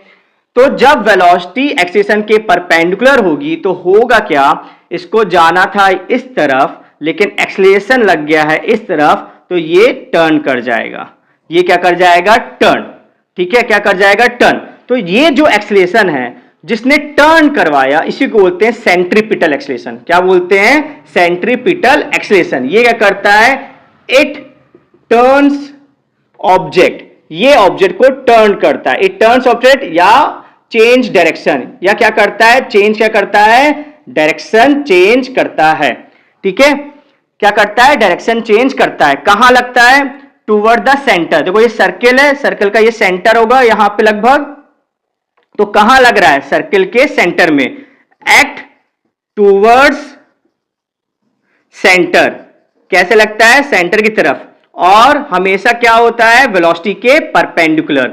तो इसका मतलब क्या है, ये क्या, इसकी जिम्मेदारी क्या है, डायरेक्शन चेंज करना। कब करेगा, जब वेलोसिटी के परपेंडिकुलर लगेगा, और कहां लगेगा, सेंटर की तरफ लगेगा। ठीक है, तो आई होप ये आपको समझ में आ गया। इसके 3 पॉइंट, और इसका जो फॉर्मूला होता है वो बहुत इंपॉर्टेंट है। तो इसका जो फॉर्मूला है वो होता है v²/r, जहां r इसका रेडियस है, r क्या है, इसका रेडियस है सर्कल का, v क्या है, स्पीड। और हम जानते हैं एक और फॉर्मूला, v हम जानते थे ना ये वाला फॉर्मूला, ओमेगा इक्वल टू क्या होता है, v/r। तो v क्या हो जाएगा, ओमेगा r, यहां पे आप रख दो v के बदले, तो ये क्या हो जाएगा, ओमेगा स्क्वायर r²/r। तो r क्या हो जाएगा, कैंसिल। तो हमारा सेंट्रीपिटल एक्सेलरेशन हो जाएगा ओमेगा²r। तो ये 2 फॉर्मूले आपको रटे होना चाहिए सेंट्रीपिटल एक्सेलरेशन के। क्या क्या, AC इक्वल टू v²/r, और कौन सा होना चाहिए, सेकेंड फॉर्मूला याद होना चाहिए, AC इक्वल टू ओमेगा²r। ठीक है, तो जो एक्सेलरेशन डायरेक्शन चेंज करेगा उसी को बोलेंगे सेंट्रीपिटल। कहां लगेगा, सेंटर की तरफ, सर्कल के सेंटर की तरफ। वेलोसिटी के हमेशा क्या होगा, परपेंडिकुलर। 2 फॉर्मूले होंगे, AC equal to correct v²/r, और सेकंड क्या होगा, AC इक्वल टू ओमेगा²r। ठीक है, अब अपन सेकंड एक्सेलरेशन देखते हैं। जो हमारा सेकेंड टाइप का एक्सेलरेशन होता है उसको बोलते हैं टेंजेंशियल एक्सेलरेशन। क्या बोलते हैं, टेंजेंशियल एक्सेलरेशन, इसको बोला जाता है टेंजेंशियल एक्सेलरेशन। ठीक है, जैसे कि मान लो कोई सर्कुलर चीज है, ये सर्कुलर चीज है, ठीक है, मुझे इसकी स्पीड बढ़ाना है, तो मैं कैसे फोर्स लगाऊंगा, ऐसे लगाऊंगा। तो इस डायरेक्शन में लगा रहा हूं, और ये क्या है, सर्कल के टेंजेंट है। तो जब इस डायरेक्शन में फोर्स है तो इसी डायरेक्शन में क्या होगा, एक्सेलरेशन। तो जो स्पीड को बढ़ाए, जो सर्कल में ऑब्जेक्ट की स्पीड को बढ़ाए, वो हमेशा क्या होगा, टेंजेंशियल एक्सेलरेशन।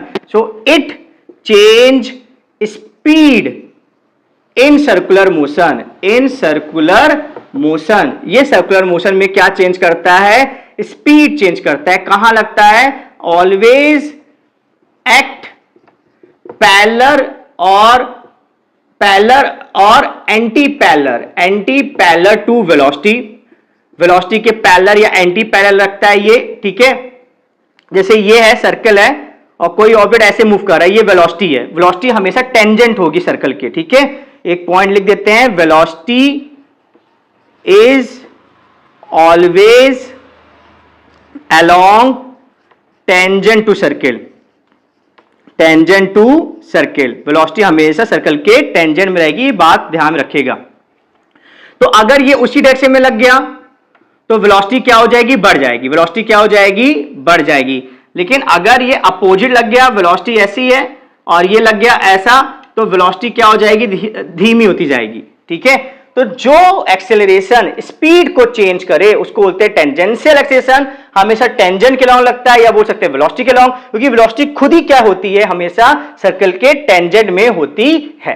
ठीक है, फिर इसका होता है फॉर्मूला, तो हमने फॉर्मूला देखा था कि अल्फा इक्वल टू क्या होता है, AT बाय आर, या इसी को बोल सकते हैं AT equal to alpha are.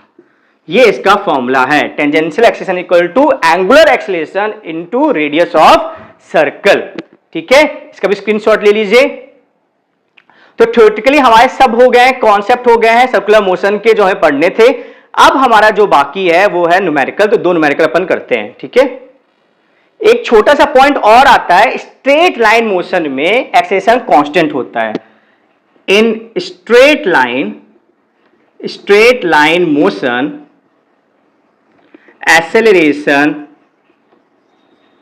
Is constant, acceleration क्या होता है, कांस्टेंट होता है। लेकिन circular motion, in circular motion में एक्सेलरेशन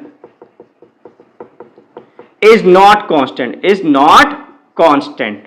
कांस्टेंट नहीं होता। देखो ये लग रहा है सेंट्रीपिटल और ये लग रहा है टेंजेंशियल, ये दो वेक्टर हैं, किससे ज्वाइन है, टेल से ज्वाइन है, तो रिजल्टेंट क्या होगा, डायगोनल होगा।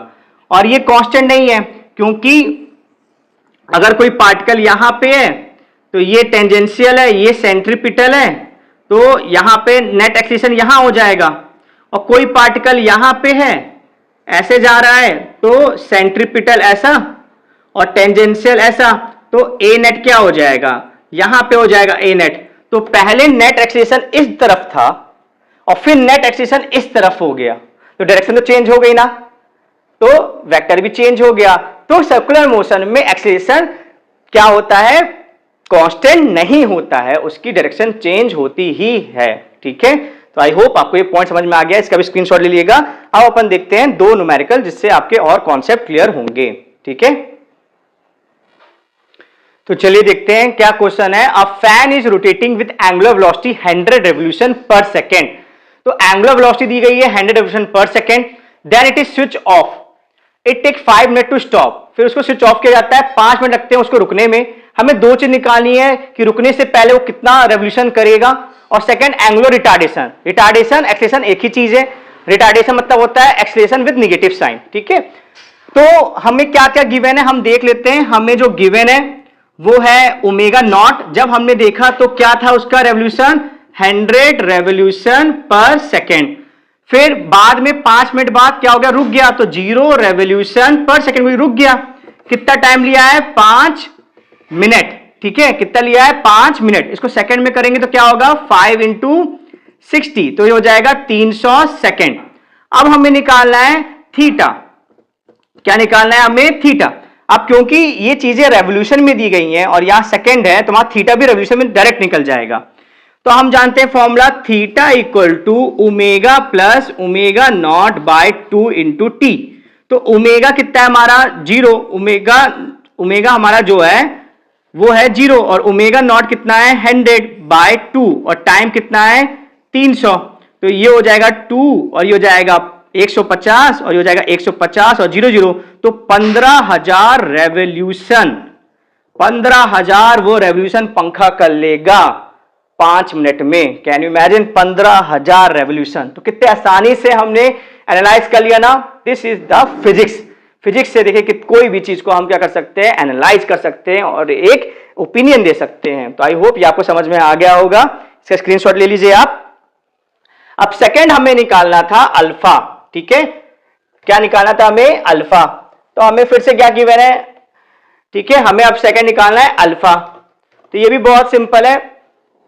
सबसे पहले हम ओमेगा को जो है वो करेंगे किसमें कन्वर्ट, रेडियन पर सेकंड में। तो 100 रेवोल्यूशन पर सेकंड है, तो एक रेवोल्यूशन में कितना होता है, 2 पाई रेडियन। तो ये हो जाएगा 2 पाई रेडियन पर सेकंड। तो ये ओमेगा आ गया हमारा। ठीक है, तो हम लगा देंगे formula omega equal to omega not plus alpha t. तो ओमेगा कितना है हमारा, 200 पाई, ओमेगा नॉट कितना है, ओमेगा हमारा 0 है। ओमेगा क्या है, फाइनल स्पीड क्या है हमारी 0, पंखा रुक रहा है। ओमेगा नॉट क्या है, 2 इंटू 100, 200 पाई, और पाई कितना होता है 3.14, और अल्फा में निकालना है, और टी कितना आ रहा है, टी है 300 सेकेंड। तो यहां पे हम करेंगे तो क्या आएगा, माइनस अल्फा 300 इक्वल टू 200, कितना आएगा 200 इंटू 3.14। तो अल्फा कितना आ जाएगा 200 into 3.14 divide by 300 with minus sine. तो ये जीरो और ये जीरो कैंसिल, ठीक है, 3 1 जा 0.014, 3 4 जा 12, और ये आ जाएगा लगभग 2 4 जा 8, 0 और 2, तो आ जाएगा -2.8 रेडियन पर सेकेंड स्क्वायर।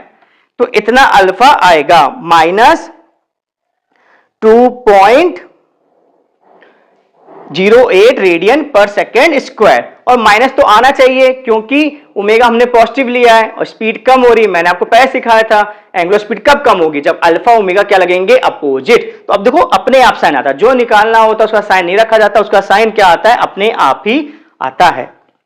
तो देख लीजिए, ओमेगा रेवोल्यूशन में दिया था, हमने रेडियन में चेंज किया, एक रेवोल्यूशन में 2 पाई रेडियन होता है, चेंज कर लिया, ये हो जाएगा 200 पाई हो जाएगा, पाई की वैल्यू 3.14 रखा, फाइनल वेलोसिटी 0 थी और टाइम 3 सेकंड था। सॉल्व किया तो अल्फा आ गया -2.08 रेडियन पर सेकेंड स्क्वायर। ठीक है, अब एक लास्ट एग्जांपल लेते हैं, सेकंड एग्जांपल। देखिए सेकंड क्वेश्चन क्या है, the tangential acceleration of particle in circular path of radius 5 centimetre is 2 metre per second square. तो टेंजेंशियल एक्सेलरेशन कितना दिया है, 2 metre per second square, radius कितना दिया है 5 centimetre, angular velocity increases from 10 radian per second to 20 radian per second, square नहीं होगा पर सेकेंड होगा, ठीक है, पर सेकेंड होगा।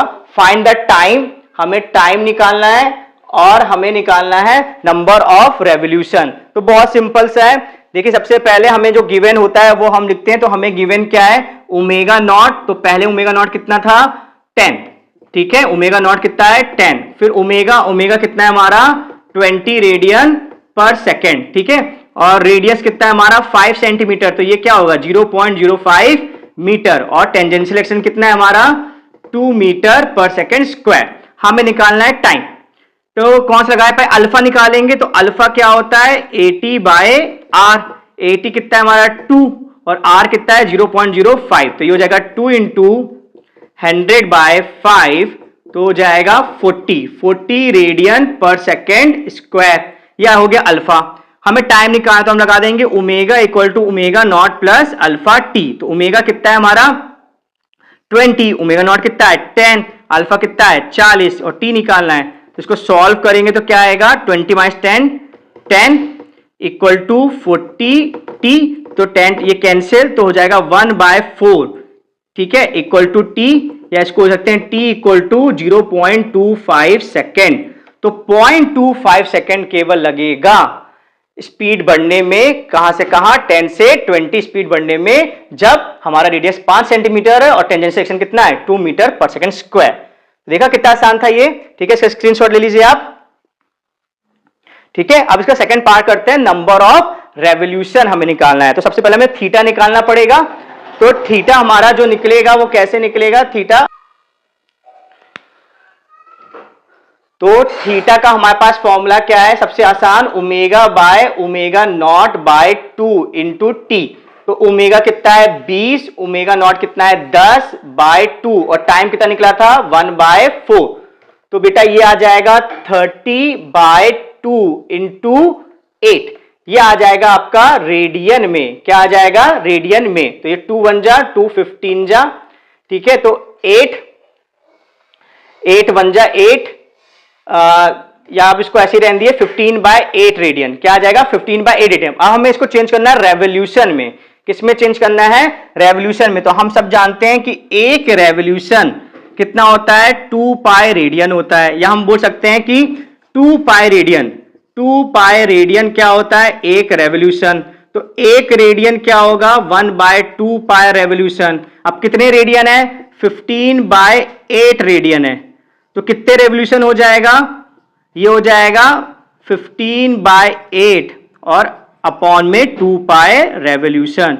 बस इसको हमें कैलकुलेट करना है, ठीक है, और यही हमारा आंसर है, ठीक है। फ्रैक्शन में भी लिख सकते हैं, तो 15/8, ठीक है, 15/8 इंटू 2 पाई रेवोल्यूशन। तो फिर से देखिए थीटा का फॉर्मूला होता है omega plus omega not by 2 into t, omega दिया था 20, ओमेगा नॉट 10, टी था 1/4, तो 100 का 15/8 आया रेडियन। लेकिन हमें रेवोल्यूशन निकालना था, तो एक रेडियन में 1/2 पाई रेवोल्यूशन होता है, तो 15/8 रेडियन में क्या होगा, 15/8 into 1/2 pi revolution. That is the answer. I hope you enjoy this lecture. ठीक है, thank you so much. Keep liking my video, subscribe this channel.